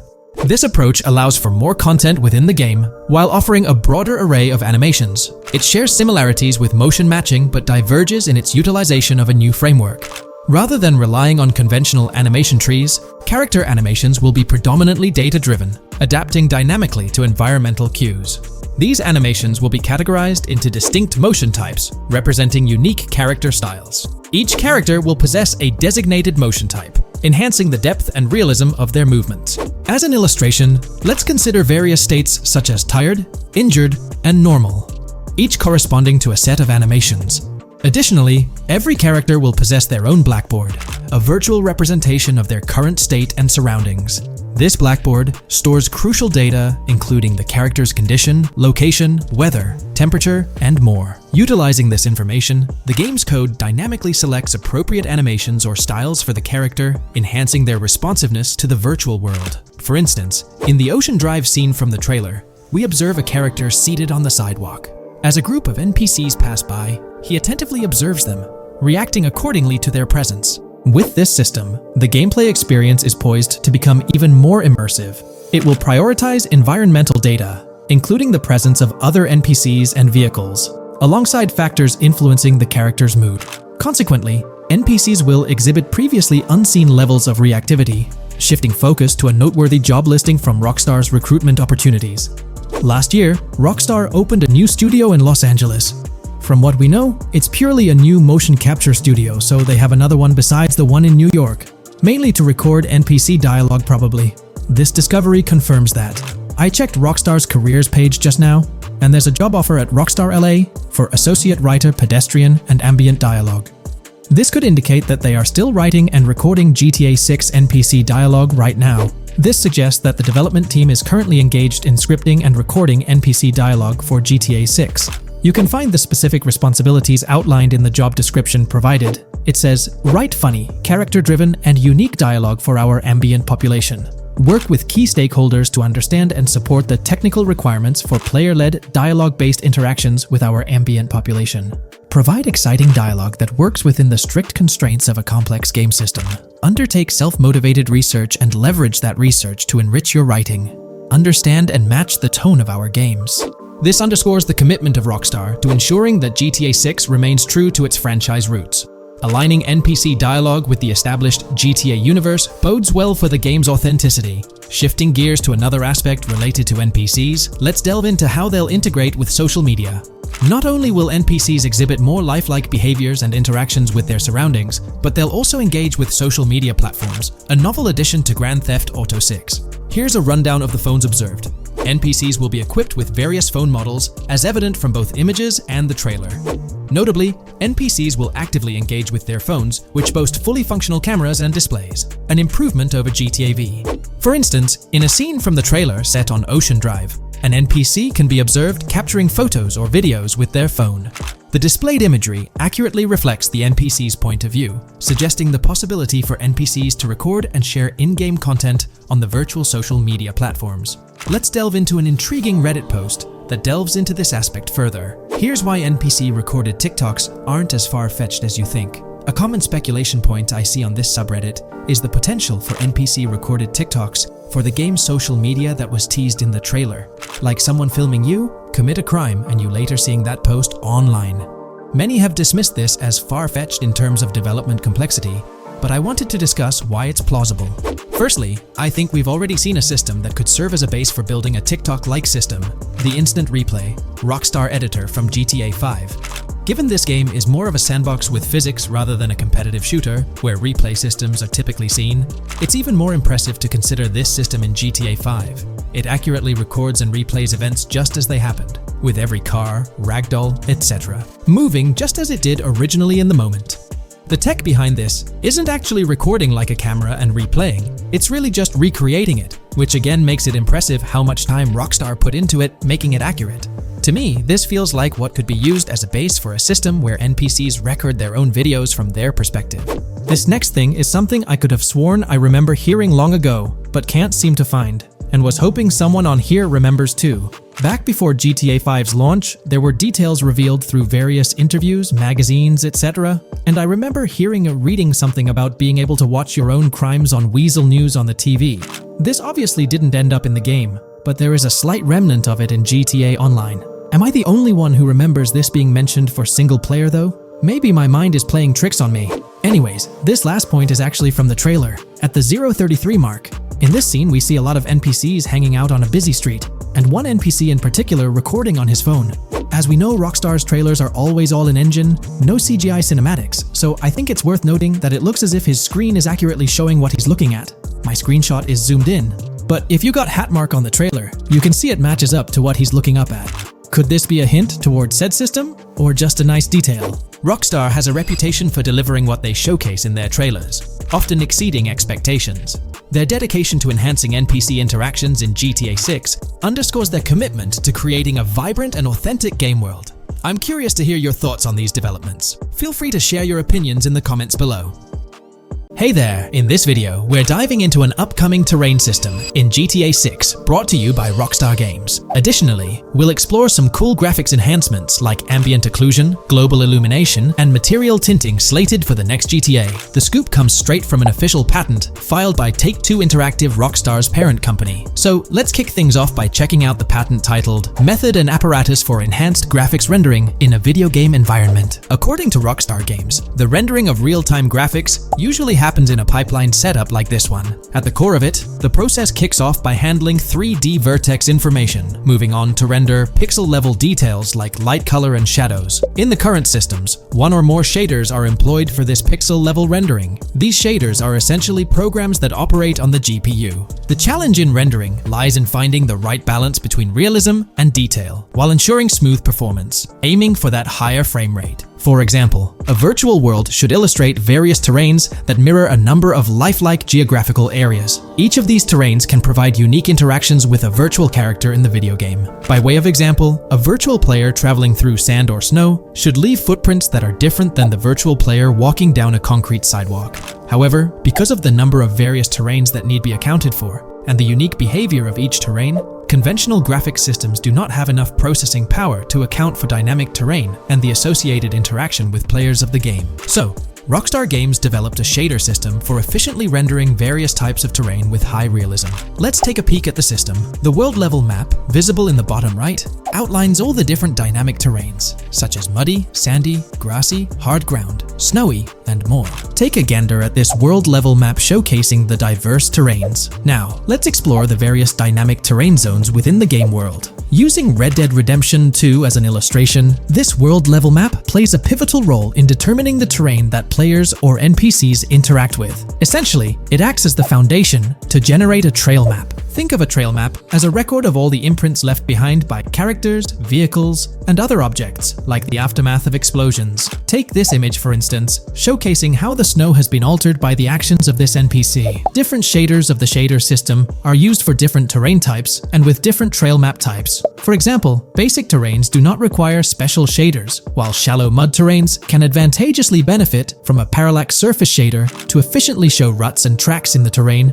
with a high-detail trail map. As an additional example, deep mud terrain may use a tessellation surface shader to model the ruts and tracks in the mud. You might be aware that in Red Dead Redemption 2, you can leave realistic footprints in the snow and mud. Rockstar explained that they employed two shaders for this effect: parallax maps and desolation. These shaders create a convincing illusion of high-level deformation, where footprints appear on the terrain's surface. In reality, the surface is warped but not physically deformed, ensuring a smooth and polished movement experience. In GTA 6, they're applying the same technique to bring an extra layer of realism. This will be particularly noticeable with explosions, firing RPGs at the ground, walking through mud, or driving vehicles through it, each leaving distinct tracks based on the terrain. RPGs, for instance, will create craters on the ground. This adds a significant level of interactivity, making it feel like you're genuinely impacting the game world in real time.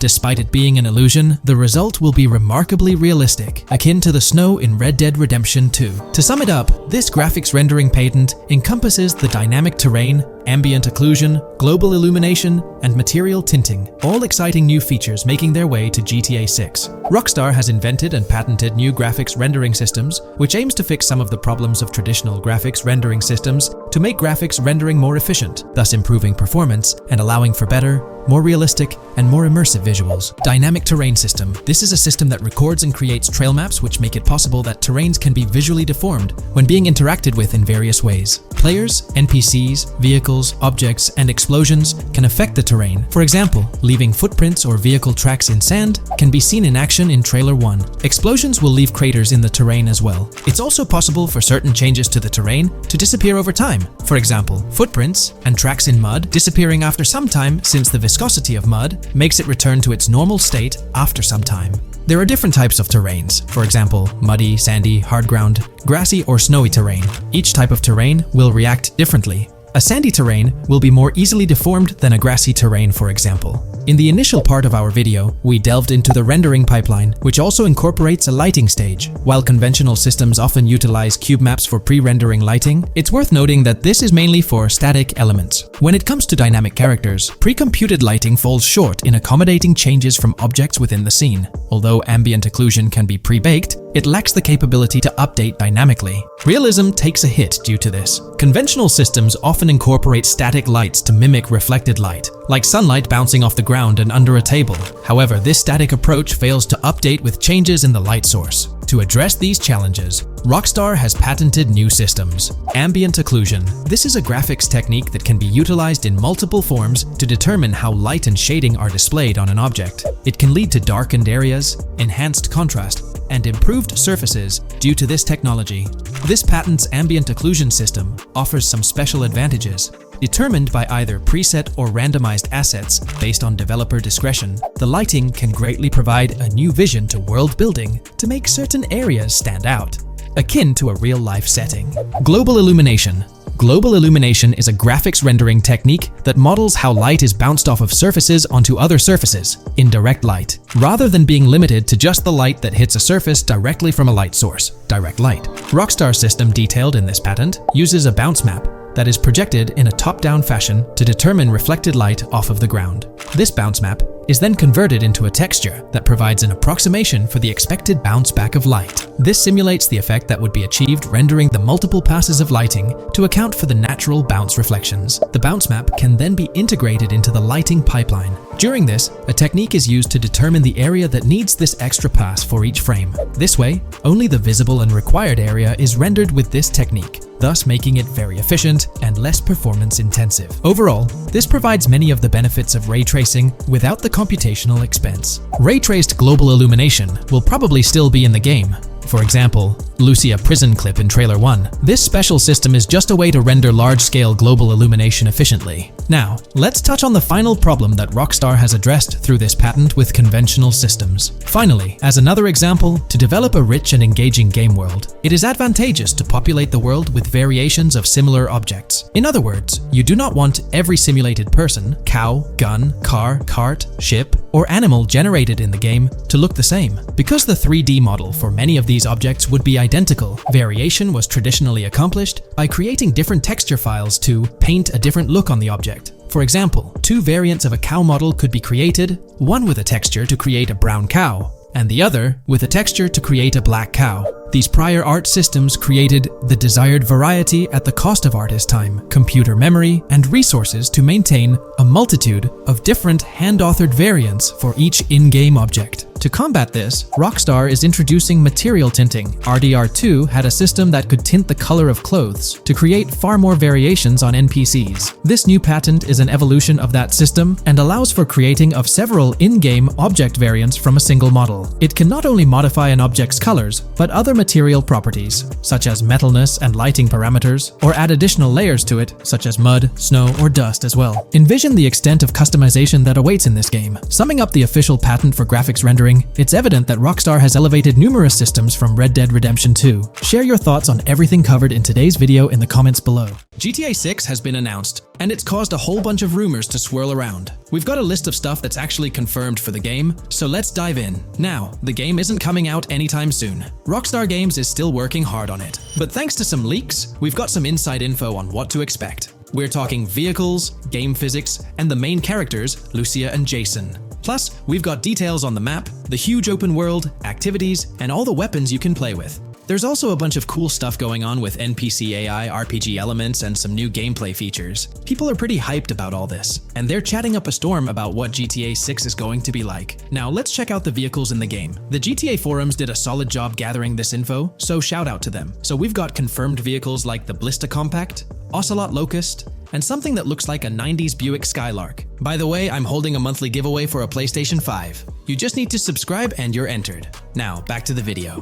There are a bunch of other cars too, without official names, like a 90s Chevy Caprice, a 2016 present Chevy Malibu, a Chevy Sonic, and a 2018 to 2022 Honda Accord. Rockstar usually gives these cars funny names. Other rides include the Albany Primo, Benefactor Shafter LWB, something that's like a mix of Ford Explorer and Tahoe from the 90s or 2000s, a 2018 present Toyota RAV4, with Lexus NX vibes and a Mercedes grille, the Pegassi Tauros, a 1980s Jeep CJA Scrambler, a 5th Gen F150, a G20 conversion van, a Brute Camper, a Vapid Speedo, HY Mixer, Metro Mover, D-Class Sheriff SUV, Mobatsu Sanchez Livery, Nagasaki Street Blazer, a 1970s Ford Ranchero, a 1971 Buick Estate, an Albany Emperor, D-Class Turbo Sabre, Yoga Classic, the Contender, and Sadler. And don't forget the Slam Van pickup, Bobcat XL, an updated Regina Alpha, Gauntlet Classic, Moonbeam Helion, Boxville Go Postal, an unknown Albany car that's based on a 1959-60 Cadillac, a Rebel, some Asian sedan, Ferrari or Feroci, Baller, Novak, Buffalo STX, Alpha and Feudo, a Benson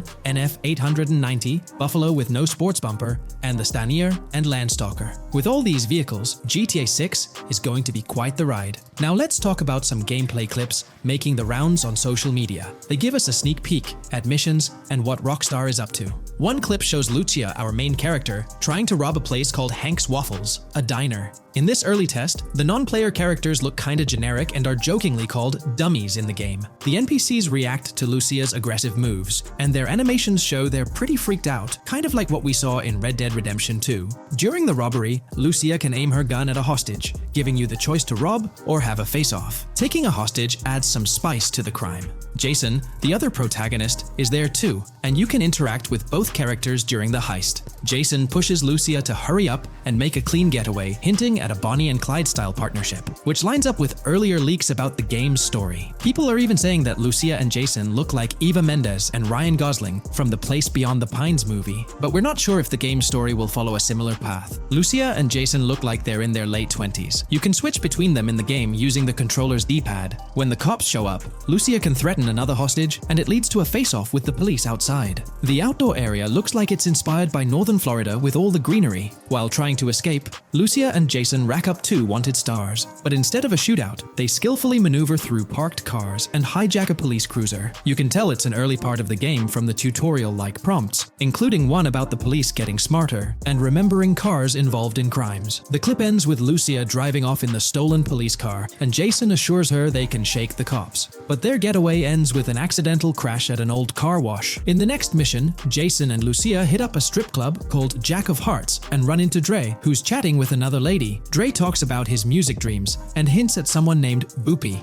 During this chat, we get messages from 2 new contacts, Billy and RB Shaw, through a WhatsApp parody. The early footage shows a minimap that looks like the one in GTA 5, with icons that probably stand for missions from characters labeled WM and YJ. As they head up to the VIP second floor, Dre has a run-in with DJ Tip, who's upset about waiting for drinks. Dre steps in, but it's clear that Tip isn't the most popular guy. Dre moves on, and that's where the clip ends. Just remember, this is early development footage, and things might change as the game gets closer to release. Another leak spills the beans on more than 500 world events, encounters, and Easter eggs you'll come across while playing. There's too much to cover, but I'll mention a few interesting ones. You'll find stuff like missing tourists, yard sales with new clothes, an event that's a bit like the insurance fraud thing in Saints Row, a voice in the storm drain that might remind you of Pennywise, a Bonnie and Clyde mystery that spans different places, and a workout challenge that suggests fitness activities are back. Players can also stumble upon an island camp, DUI tests, UFO sightings, an animal house, a swamp safari,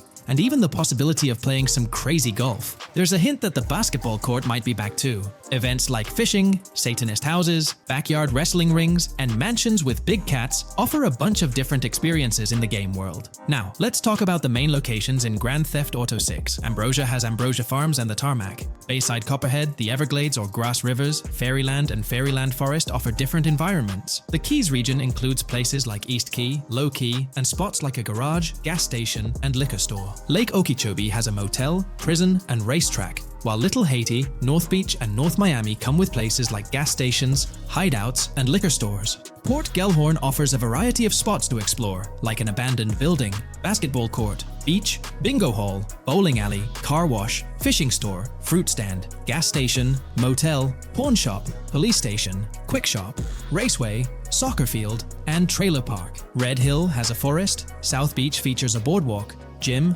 hotel, Ocean Drive, and park. South Miami Sundown includes a beach and tarmac, and Vice Beach covers Vice City suburbs and Washington Beach. There are also other interesting places like an abandoned hotel, observatory, Fountain of Youth, homeless community, Malibu Club, Monument of Leonida, Redneck Yacht Club, Spaceship House, underwater research facility, and Dinosaur World. According to info from the GTA forums, Grand Theft Auto 6's open world is estimated to be at least 2.5 times the size of GTA 5 ES, giving players a massive world to explore. The game seems to take cues from the successful approach in Red Dead Redemption 2, promising a well-designed open world with intriguing mysteries. We've spotted some real-life Florida locations in GTA 6's development footage, like the Homestead Miami Speedway turned into the Port Gellhorn racetrack, and recognizable places such as Portofino Tower, Sombrero Key Light, Solar Amphitheater Bayfront Park, and Lone Depot Park. Even the 1000 Museum, a high-rise condo in Miami, is in the game, showing Rockstar's attention to detail. A metro map that's a match for Miami's real one suggests a deep immersion in the game world. The lush landscapes and greenery might hint at a move into Georgia, but that's just speculation until we get official word. Details like the Vice City Neighborhood Police Department resembling the Miami Beach Police Department show Rockstar's creativity in world design. As always, we're waiting for official announcements to see how all these elements come together in the final game. Until then, the mystery of Grand Theft Auto 6 keeps fans excited. There's a recent leak suggesting that Alexandra Christina Echevarri could be the voice behind Lucia in Grand Theft Auto 6. Her voice from a demo reel seems to match up with Lucia's leaked dialogue. We've covered a ton of info about Grand Theft Auto 6, from gameplay details to new features. It's important to remember that the game might still be a couple of years away from release, so we'll have to be patient. Now, let's dig into some interesting findings from the leaked clips. We see Jason and his pals hanging out by an in-ground pool in a lower-income neighborhood, cracking jokes about a parody of social media called Life Invader. It's all about brain downloading and poking fun at Jay Norris's demise. Classic Grand Theft Auto humor. The leaked clips also give us a peek into early police AI testing, showing NPCs using cover better during gunfights. In one scene, Jason robs a diner worker with an assault rifle, and we see some dialogue options that look like they're from Red Dead Redemption 2, but they might just be placeholders. Jason's new ability to go prone is a fresh addition to the franchise, and a scene in a thrift or antique shop hints at the option for robbery, maybe even a place to sell stolen items, which adds depth to the gameplay. There are animation tests for Lucia and Jason, doing stuff like jogging, stopping, and ducking to avoid gunfire. Rockstar's developers also tested vehicle crashing physics, with a car driving over an overpass. Highway signs mention North Beaches and Lake Leonida on Interstate 97, with the current exit leading to Washington Beach. In another scene, Jason stumbles upon a shipping container full of cash and a motorbike. Various development clips show changes to the inside of a vehicle, suggesting new vehicle designs or customization options for players. Throughout the clips, there are various interactions with NPCs in the open world, like characters taking selfies, which makes the game's world feel more immersive. Another mechanic borrowed from Red Dead Redemption 2 is the ability for characters to pick up and carry bodies, adding depth to the gameplay. We also see other influences from Red Dead Redemption 2 in different aspects of the game. The weapon wheel system is similar to Red Dead Redemption 2 with limited weapons and items you can carry. Lucia has a loot bag that might be used for robberies or stealing stuff from different places.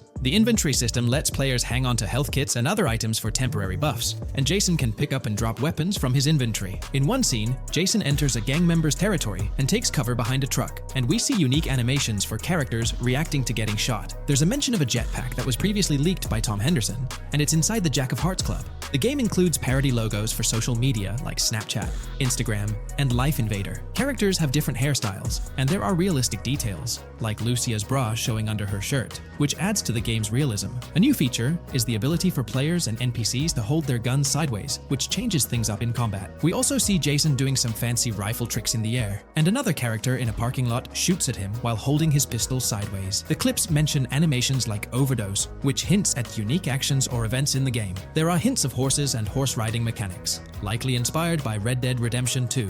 The open world is packed with places to explore, like motels, metro stations, restaurants, pawn shops, and supermarkets. Small details like being able to get a gumball from a quick shop machine add to the overall experience. The game adds RPG elements, like managing food, drinks, sweat, fatigue, and even taming animals, which gives players a deeper gameplay experience. There are references to mountain bike ramps and city bike rentals, promising fun cycling activities. The leaked clips talk about loads of weapons, from regular firearms like pistols, shotguns, and rifles, to unusual ones like golf clubs, baseball bats, and crowbars. Players can also use tools like flashlights, binoculars, and lockpicks. Players can stay in motels and hotels, with the Kinkton Hotel as one option. There's even a pool party with live music for players to attend. References to the Everglades and wildlife like alligators, snakes, raccoons, and birds hint at diverse and unique environments to explore. A cool addition is the ability to shoot while swimming, which adds a new twist to combat situations. With all these elements, Grand Theft Auto 6 promises to be an immersive and engaging gaming experience. Taking a deeper dive into GTA 6, we find out new info around the highly anticipated Trailer 2, highly probable predictions, and the projected timelines associated with this game. Post the unveiling of Trailer 1 on December 5th, 2023, providing enthusiasts with a tantalizing glimpse into the world of the forthcoming GTA installment.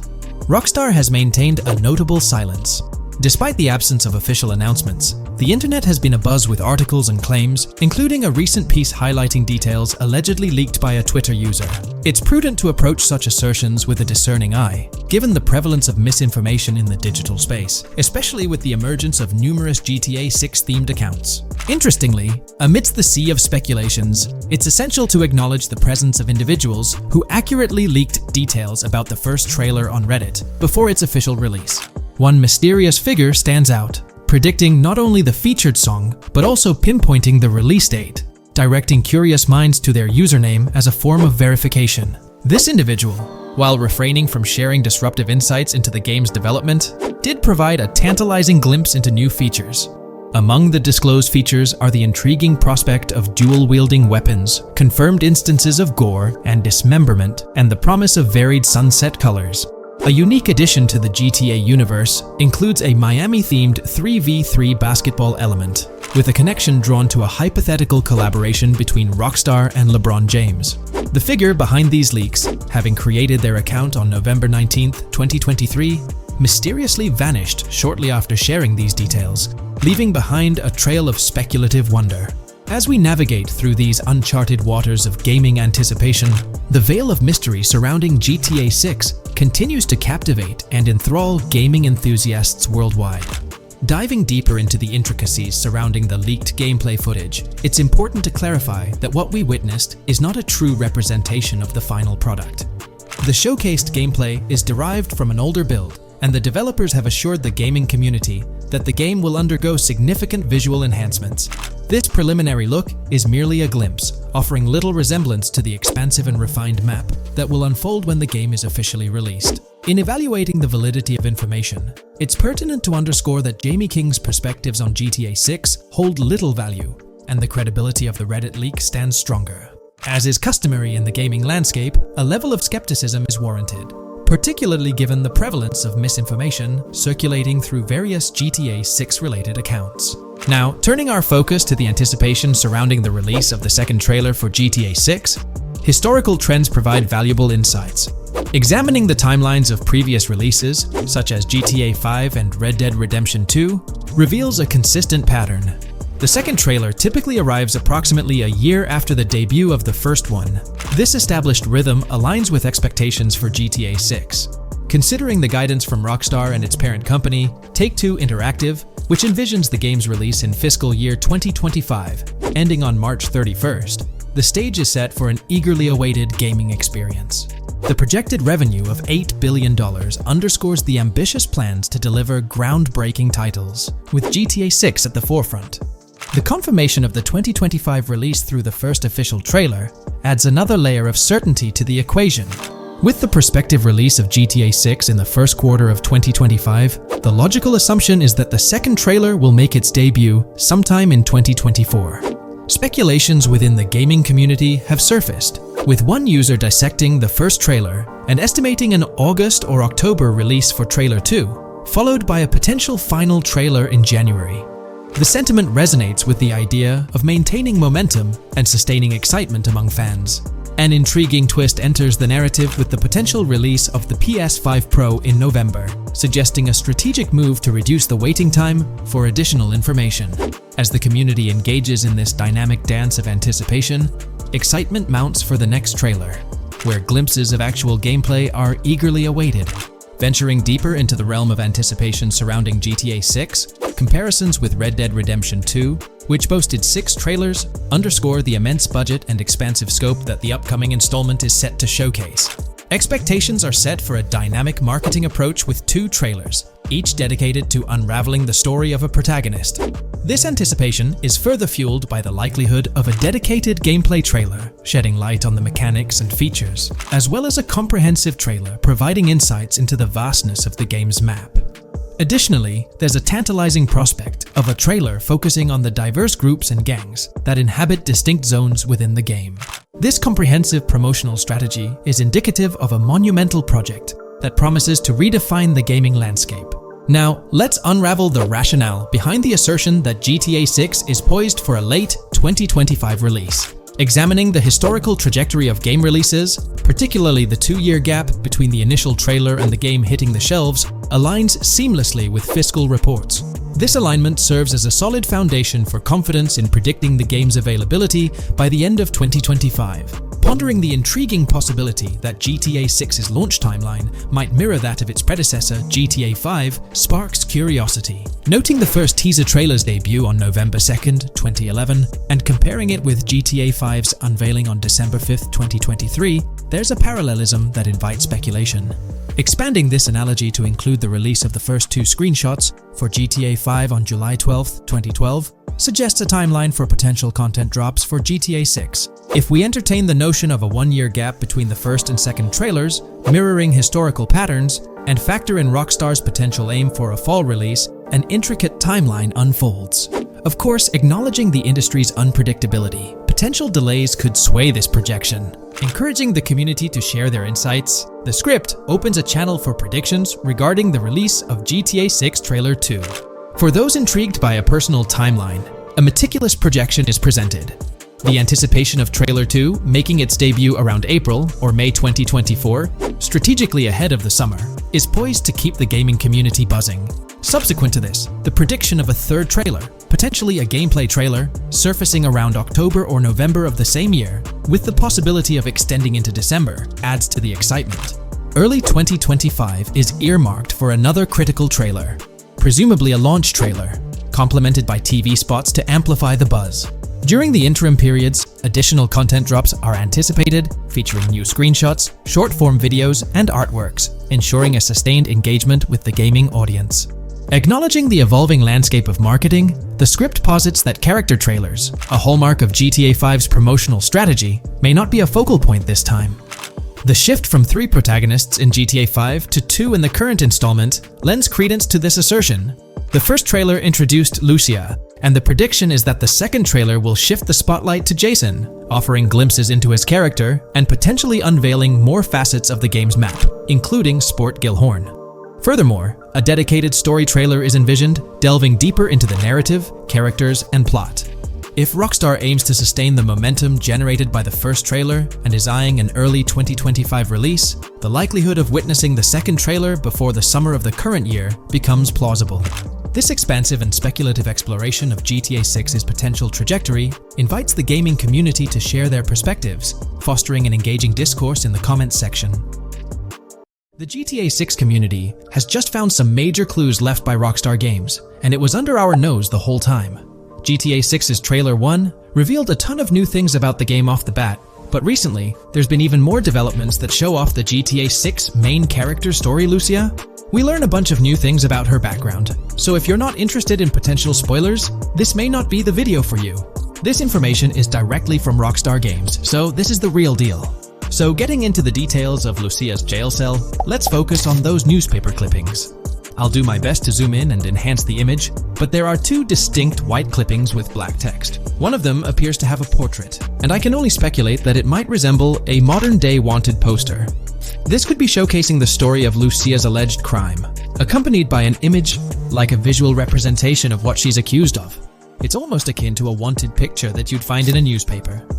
This phenomenon isn't unheard of in real life. When people do something noteworthy or newsworthy, it's not uncommon for them to keep a record of it, like an article, and put it up on their wall as a sort of memento. It's like a snapshot of a moment in their life, even if it involves legal trouble. So Lucia might be preserving this particular newspaper clipping as a piece of her history, whether it's for sentimental reasons or perhaps as a reminder of the circumstances that led to her incarceration. Now let's broaden the scope a bit and draw comparisons to previous GTA protagonists. Take Michael DeSanta, for instance. His mansion has family photos on the walls. Franklin Clinton's house features similar personal touches. Even Trevor Phillips, in his trailer, has pictures that tell a story about his life. It's not just confined to the HD era. Even in the 3D era games, characters had their own way of leaving traces of their lives in their living spaces. This inclination to personalized living spaces is fascinating. In Lucia's case, the jail cell is an unexpected canvas for her personal story. It makes you wonder about her background, the choices she made, and the events that led her to that cell. Exploring these details could give us a deeper understanding of who she is and why she's in the predicament we find her in. Considering Lucia's attachment to those newspaper clippings, it raises interesting questions about her attitude towards her crimes. Perhaps she finds a sense of pride, or even enjoys the bit of notoriety or fame she's garnered from her actions. Keeping those clippings might be her way of cherishing the attention or recognition she's received. The prospect of spending a substantial amount of time in prison also suggests that it could involve more than just a brief cutscene, but potentially a series of missions within the jail environment. Now, shifting our attention to the picture above the bunk bed, it's a bit of a visual puzzle. While it's challenging to discern details, on the left side, there's a guy with a drink in hand, donning a white t-shirt. Next to him is a woman with voluminous hair, and in the foreground, there's another figure. This composition raises the question of whether these individuals could be Lucia's family. The dynamics and connections between characters are often crucial in unraveling the narrative of any GTA game. Acknowledging my limited knowledge about jail life, it's uncertain whether inmates generally have the privilege of keeping photographs with them as mementos. However, in this specific scenario, it appears that Lucia can. This might imply that the prison depicted isn't a maximum security facility, given the freedom for inmates to keep personal items. While the setting is far from casual, it offers a level of interaction and mobility, allowing inmates to go outside, engage in conversations, sit at tables, and soak in sunlight. The orange jumpsuits signify their status, but the absence of being handcuffed to the ground suggests a certain level of relative freedom. In this context, the allowance of pictures and photographs could offer an additional layer of insight into the characters and their personal connections, providing players with a unique perspective on Lucia's life, both inside and outside the jail cell. Taking a closer look at the latest image, which I've adjusted to bring out more details, there's another intriguing photograph. A guy in an orange shirt catches the eye, positioned alongside two women on the right. The one on the left appears to be sporting a hat and sunglasses, although discerning whether any of them is Lucia remains challenging. They could very well be family members, close friends, or simply individuals from her social circle.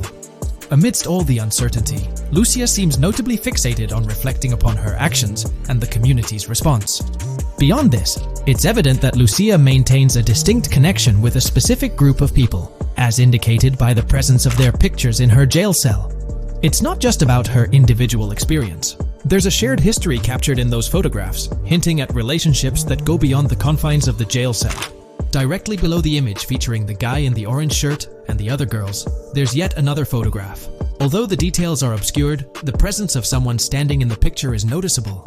Lucia is seemingly constructing a collage of photos, creating a visual narrative that serves as a repository of memories. These images might play a crucial role in not only grounding her within the context of her relationships, but also providing a semblance of continuity and connection to the outside world. It's worth mentioning that the footage I'm working with is the highest quality version sourced from YouTube, as Rockstar hasn't officially released it on their Newswire page. Despite being in 4K, the YouTube upload might introduce some compromises in image quality, so there could be nuances in the pictures that we might miss. Once Rockstar throws the official trailer our way, we're likely to get a treasure trove of additional details. But for now, let's roll up our sleeves and dissect the snapshots from Lucia's jail cell. Apart from Jason, there's another player in Lucia's story, Stephanie, the Leonid Department of Corrections representative. Picture a different scene though. Lucia's cell is a far cry from Stephanie's office.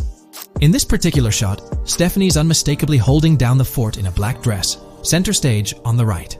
Flip to the left frame, and there she is again, donning a red dress on the right side. Behind her, there's a framed message teasing with "if you miss," but the rest remains a mystery due to some pesky screen glare. Now let's make a full turn and voila, another Stephanie pic in the bottom right corner. This time, the backdrop suggests a domestic scene, perhaps with a partner.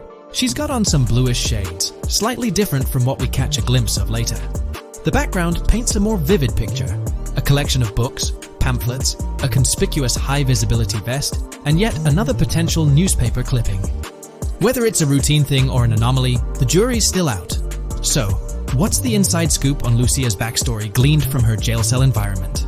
Well, the state of the jail suggests it's seen better days. Peeling bits off the windows hint at a place with some history. That initial shot with the barbed wire strongly implies it's not a newly minted spot. It's got the wear and tear of time etched into its surroundings. As we immerse ourselves in the intricacies of Lucia's life within the jail cell, the narrative unfolds as a captivating tapestry, each element contributing to the rich story. The subtleties, from the cryptic newspaper clippings shedding light on her alleged crimes to the carefully chosen photographs depicting relationships with family and friends, create a vivid and compelling portrait of Lucia's existence, both within and beyond the jail confines. The personal touches within her confined space evoke a rawness that harks back to the legacy of previous GTA protagonists. Lucia's jail cell, unexpectedly, becomes a canvas revealing a story that transcends the conventional GTA narrative. It prompts curiosity about her past, the decisions that led her to incarceration, and the intricate web of relationships that define her. The permission granted for personal items like photographs in the jail cell adds an intriguing layer to the storytelling, suggesting a nuanced sense of freedom within the constraints of imprisonment. Lucia's attachment to these items, whether they be newspaper clippings or family snapshots, beckons players to ponder her perspective on her own actions and the recognition she may have garnered. While we eagerly await the official trailer release from Rockstar, it is clear that Lucia's story is woven with complexities and mysteries that leave us yearning for more. The weathered appearance of the jail environment, with peeling bits off the windows and subtle signs of aging, hints at a setting steeped in history, amplifying the anticipation for the unfolding narrative. Thus, with these glimpses into Lucia's world, we find ourselves surrounded by a plethora of unanswered questions. When did she find herself behind bars, and what duration does her stay entail? Your insights are eagerly awaited in the comment section.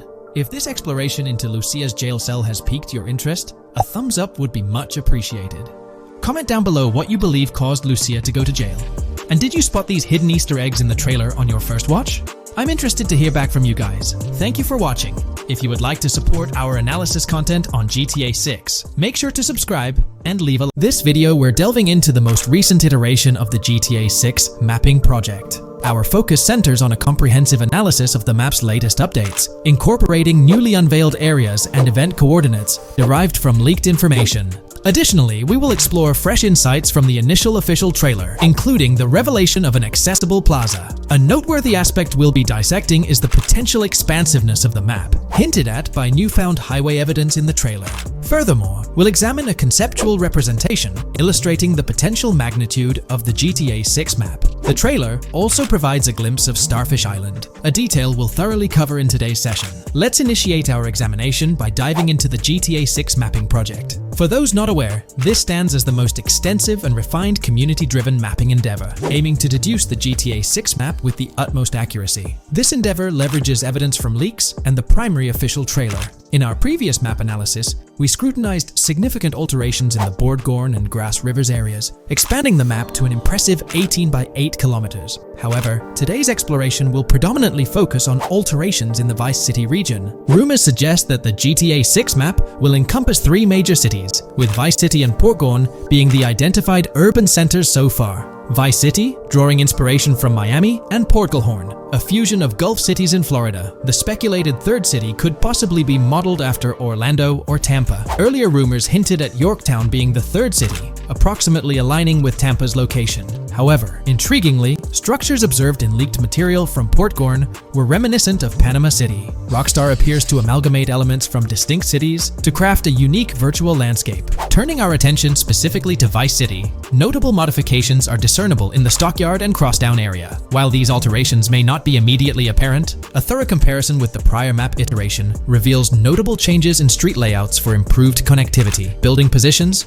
including the relocation of the Jack of Hearts nightclub, featured in leaks and the trailer, signify significant shifts. Adjacent structures visible in the trailer's music video shoot scene have undergone subtle rearrangements. A noteworthy addition to the GTA 6 mapping project encompasses events gleaned from leaks, introducing a dynamic layer to our understanding of the evolving landscape. At present, we've pinpointed 4 events on the map, marked by light blue dots. These events include the missing persons poster at the liquor store, the big cat cage roof at Everyday Art Elephant, and the Everyday Art Sidewalk Creep, all clustered around the Crosstown SL Stockyard area. Meanwhile, there have been notable changes in the Vice River area, with some buildings rearranged and brought closer to the river. The overall shape of this area has also been altered, and a new marina building near the airport has been introduced, based on recent evidence. Another significant alteration concerns the incorporation of Ica and Belleville into Vice City. While their status remains speculative, with their names displayed in red, Ica is purportedly inspired by Allapattah, a neighborhood in Miami-Dade, while Belleville draws parallels with Brownsville.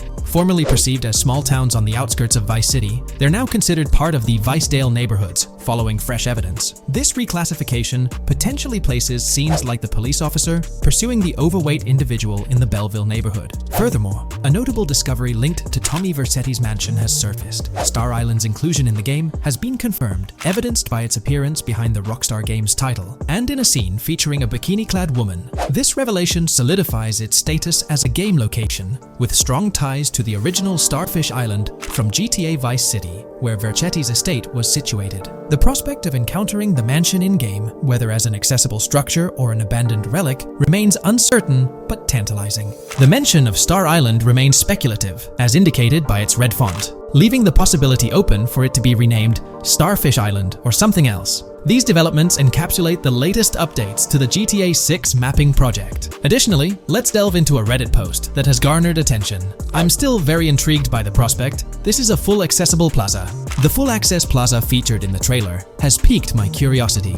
This snapshot is captured during a scene where Jason and Lucia evade the police momentarily. Positioned on the right side of the frame is a sign, presumably denoting a mall within the game. Notably, several brand names, including Kowalski, Callis, Scala, and Alpha, are visible on this sign. Furthermore, a portion of the mall's name briefly appears, starting with Ever. Could it be Evergreen Plaza or another variation? The answer remains elusive, and we'll have to await further developments to unravel this mystery. I can pretty much bet on it that this shit will indeed be fully accessible. Most of the signs on that structure look to be clothing and accessory shops, which would easily mean it's accessible to us. I'm really hoping the mall makes a return in this one and will serve kind of as a player hub when online drops. Oh, that would be good. Maybe a spot where you can't attack. Could meet people to join up for races, heists, etc. That would be pretty neat. Now let's shift our focus to some additional findings that might provide evidence for the existence of the third major city in GTA 6. Furthermore, we'll explore why the actual map size of GTA 6 could potentially surpass the estimations derived from the mapping project.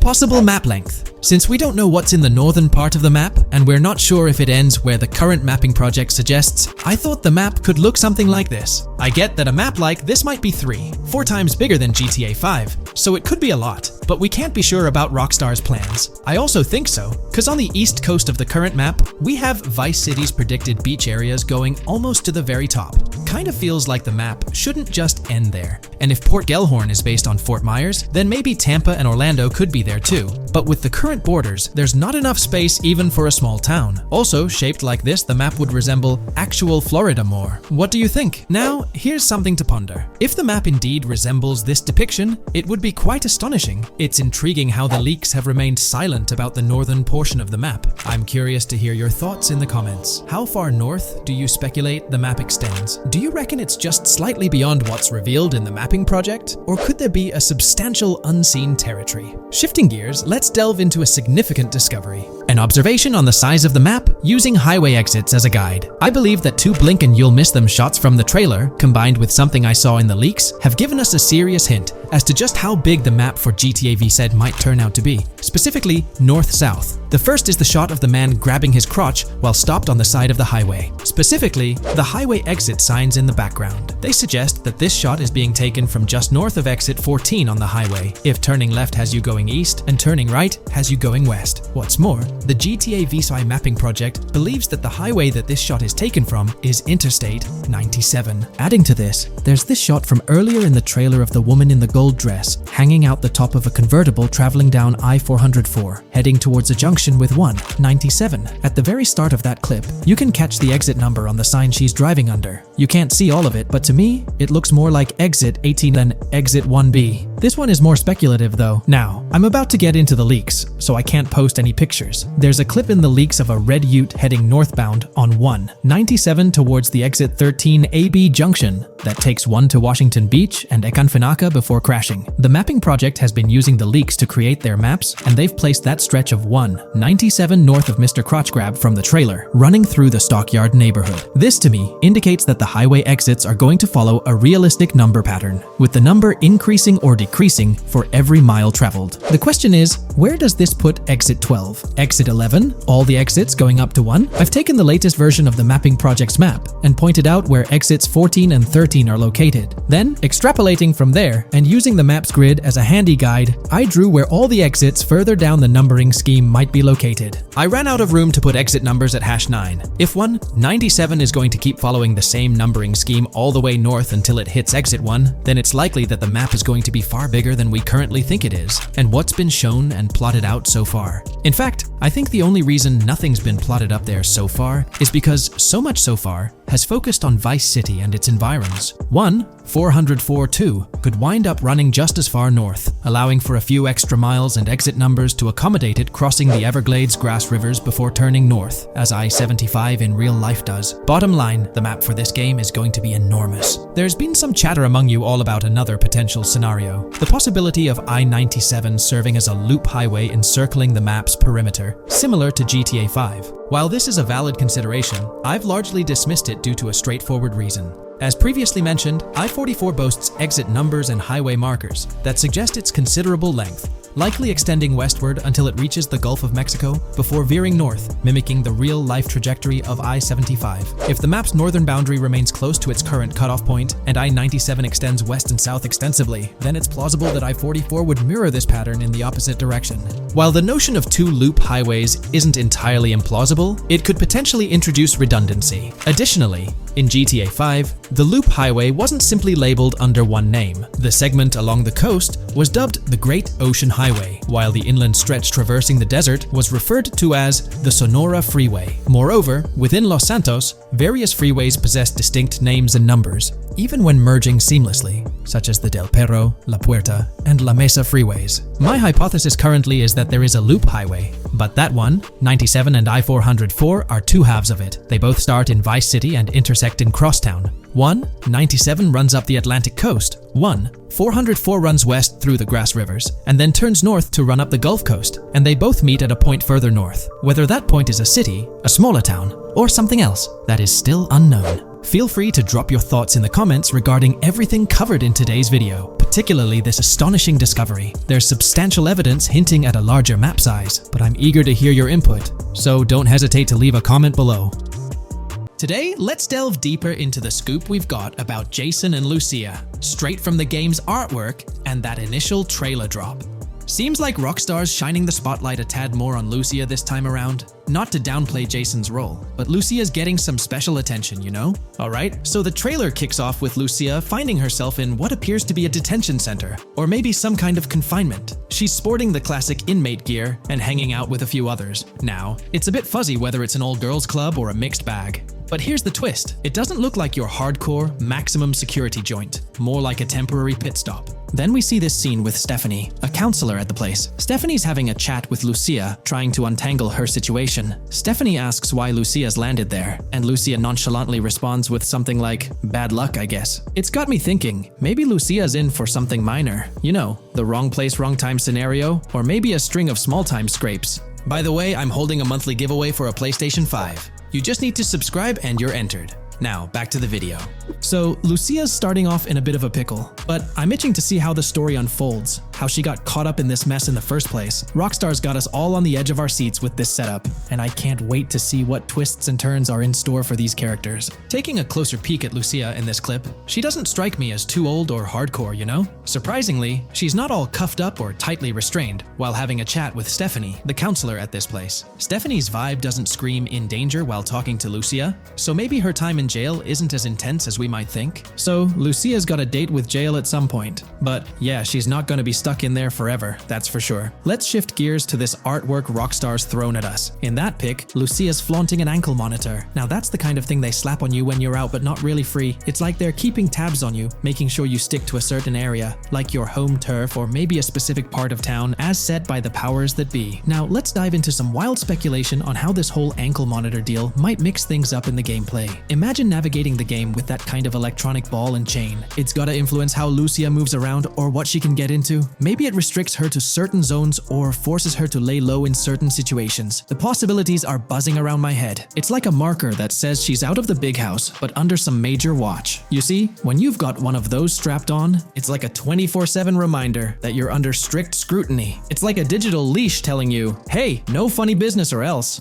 Now think about how this could shake up the game's map dynamics. Rockstar might play a throwback card to the old GTA vibes, where you're restricted to certain parts of the map at the start. As you progress through the story, you gradually unlock more turf to roam. Picture Lucia, stuck in a zone until she can shake off that monitor, whether she manages to ditch it by some gutsy escape, or someone legally gives her the green light. Fast forward a bit, and we spot Jason and Lucia in a pretty dicey scene. Jason's in the driver's seat, Lucia's riding shotgun, and they're peeling away from what looks like a scene post-crime. A couple of cop cars are hot on their tail, lights flashing, and sirens blaring. Jason's got his hands tight on the wheel, sneakily glancing at the cops as they whiz past. Then, when they're out of sight, he shoots Lucia a glance that screams serious concern. It's crystal clear these two are linked somehow, tied together by that ankle monitor and whatever legal trouble they're entangled in. How's that for a curveball in the storyline? There's this air of suspense and questions lingering. What did they do? And how does it all connect back to Lucia's time in the slammer? The plot thickens and I'm itching to see where this tangled web leads us. Let's zoom in on Lucia for a moment. You know, it's not giving off that classic jailbreak vibe. When you make a daring escape from the big house, you don't come out with an ankle monitor like you've been given a hall pass. Nah, it's more like you become public enemy number one, constantly dodging the long arm of the law. It's got echoes of that on-the-run feel from Red Dead Redemption 2, where you're always watching your back. Wonder if Rockstar's planning to revisit that kind of storyline here? But here's a thought that's been gnawing at me. What if Jason's got this noble quest to keep Lucia out of hot water? Could be, but there's this lingering sense that they've got some pressing reasons behind these actions. It's like they're in this situation either by design or due to some pressing needs. Speaking of which, let's take a peek at the next scene in the sequence. You've got Lucia holding a bundle of cash that could make anyone's eyes widen, stacks of 20s and crisp hundreds. And what's she doing? Nonchalantly turning away from law enforcement? It's like we're getting a glimpse into the aftermath of a successful heist. And then there's this sight, both of them, dressed up with bandanas and masks, keeping their identities under wraps as they bolt out of what seems to be a rundown corner store situated in the middle of nowhere. There's this air of confidence about them, but choosing a low-profile place like this hints at something. They're not doing this for kicks. No, it's like they're in dire need of funds. Now let's talk about Jason's wheels. It's not some flashy top-of-the-line ride like you'd expect from Michael DeSanta's swanky tailgater in GTA 5. Nope, Jason's driving an older model, something more modest. It gives off this vibe that they might not be swimming in cash. The whole picture seems to paint a story of urgency. Lucia's holding a stash of cash, they're hitting a low-key spot, and Jason's not cruising around in luxury. It's like they're pushed into a corner, perhaps strapped for cash, and pushed into some tough choices. There's definitely more to this tale than meets the eye. Let's dive into Jason and Lucia's ride. They're cruising around, making these slick turns and slides. It doesn't seem like they're trying to dodge cops. You can even hear Lucia kinda squeal. She's gripping the car's side in a way that screams thrill ride. Looks like they've got a pretty upbeat and tight relationship. They're heading towards a motel. And guess what? Surprise, surprise, they're more than just partners in crime. Yup, Jason and Lucia are romantically involved. Now, Rockstar's not laying it all out for us, but you can pretty much read between the lines. Now, let's dissect this trust business. Feels like Rockstar's planting seeds for the storyline's ending. Trust can either be kept intact or shattered, right? It's like a pivotal point in a tale of two partners in crime. Maybe they'll face a dilemma where they have to choose between both making it out alive or going for a massive score, but someone doesn't make it to the finish line. Trust seems to be the crux of it all. And here's the kicker, the final scene. They kick open the door of this corner store, all confident, guns out, ready to hit the jackpot. The story concludes on that note. Now, let's switch lanes and talk about the trailer's song choice, Tom Petty's Love Is a Long Road. Interestingly, there's a tweet from Tom Petty's account expressing gratitude for having their song featured in GTA 6's first trailer. The song itself talks about the struggles of maintaining a relationship, how it's not a smooth ride, but worth the effort. So, GTA 6 might just be more than a crime tale. It's shaping up to be a love and trust story. I think Rockstar's aiming for their twist on a Bonnie and Clyde vibe with Jason and Lucia. That's pretty much all the scoop we got about them in the Grand Theft Auto 6 trailer. They didn't spill much, but we kinda got a glimpse into their journey, the hurdles they face, and this theme of trust that seems to run deep in their story. There's this one scene where it looks like they're gaining some traction in their journey. Jason's driving, Lucia's standing up in the passenger seat, and some paparazzi or somebody's snapping their pics. Seems like they've leveled up from their clothes to the car they're driving. So, at some point in the story, they might hit some highs. But knowing how these stories go, it could all come crashing down by the end. So, that's pretty much the lowdown on Jason and Lucia, our main characters in GTA 6. Can't wait to dig into their stories more. What do you folks reckon the GTA 6 plot's gonna be like? Which character are you stoked to play? Drop your thoughts in the comments below. And hey, if you like this video, a thumbs up would be cool. Hit that subscribe button if you're new here and want to stay updated on all things GTA 6. Don't forget to ring that notification bell too. The release of the GTA 6 trailer in 2023 has sent shockwaves of excitement across the gaming community. The anticipation and buzz surrounding this highly anticipated title have reached an all-time high. Fans worldwide are feverishly dissecting every frame, theorizing about the game's setting, characters, and innovative features. The hype is palpable as gamers eagerly await the next chapter in the beloved GTA series, poised to redefine open-world gaming once again. With Rockstar Games' history of delivering groundbreaking experiences, the fervor and enthusiasm for GTA 6 are undeniably at a fever pitch, leaving everyone counting down the days until its eventual launch.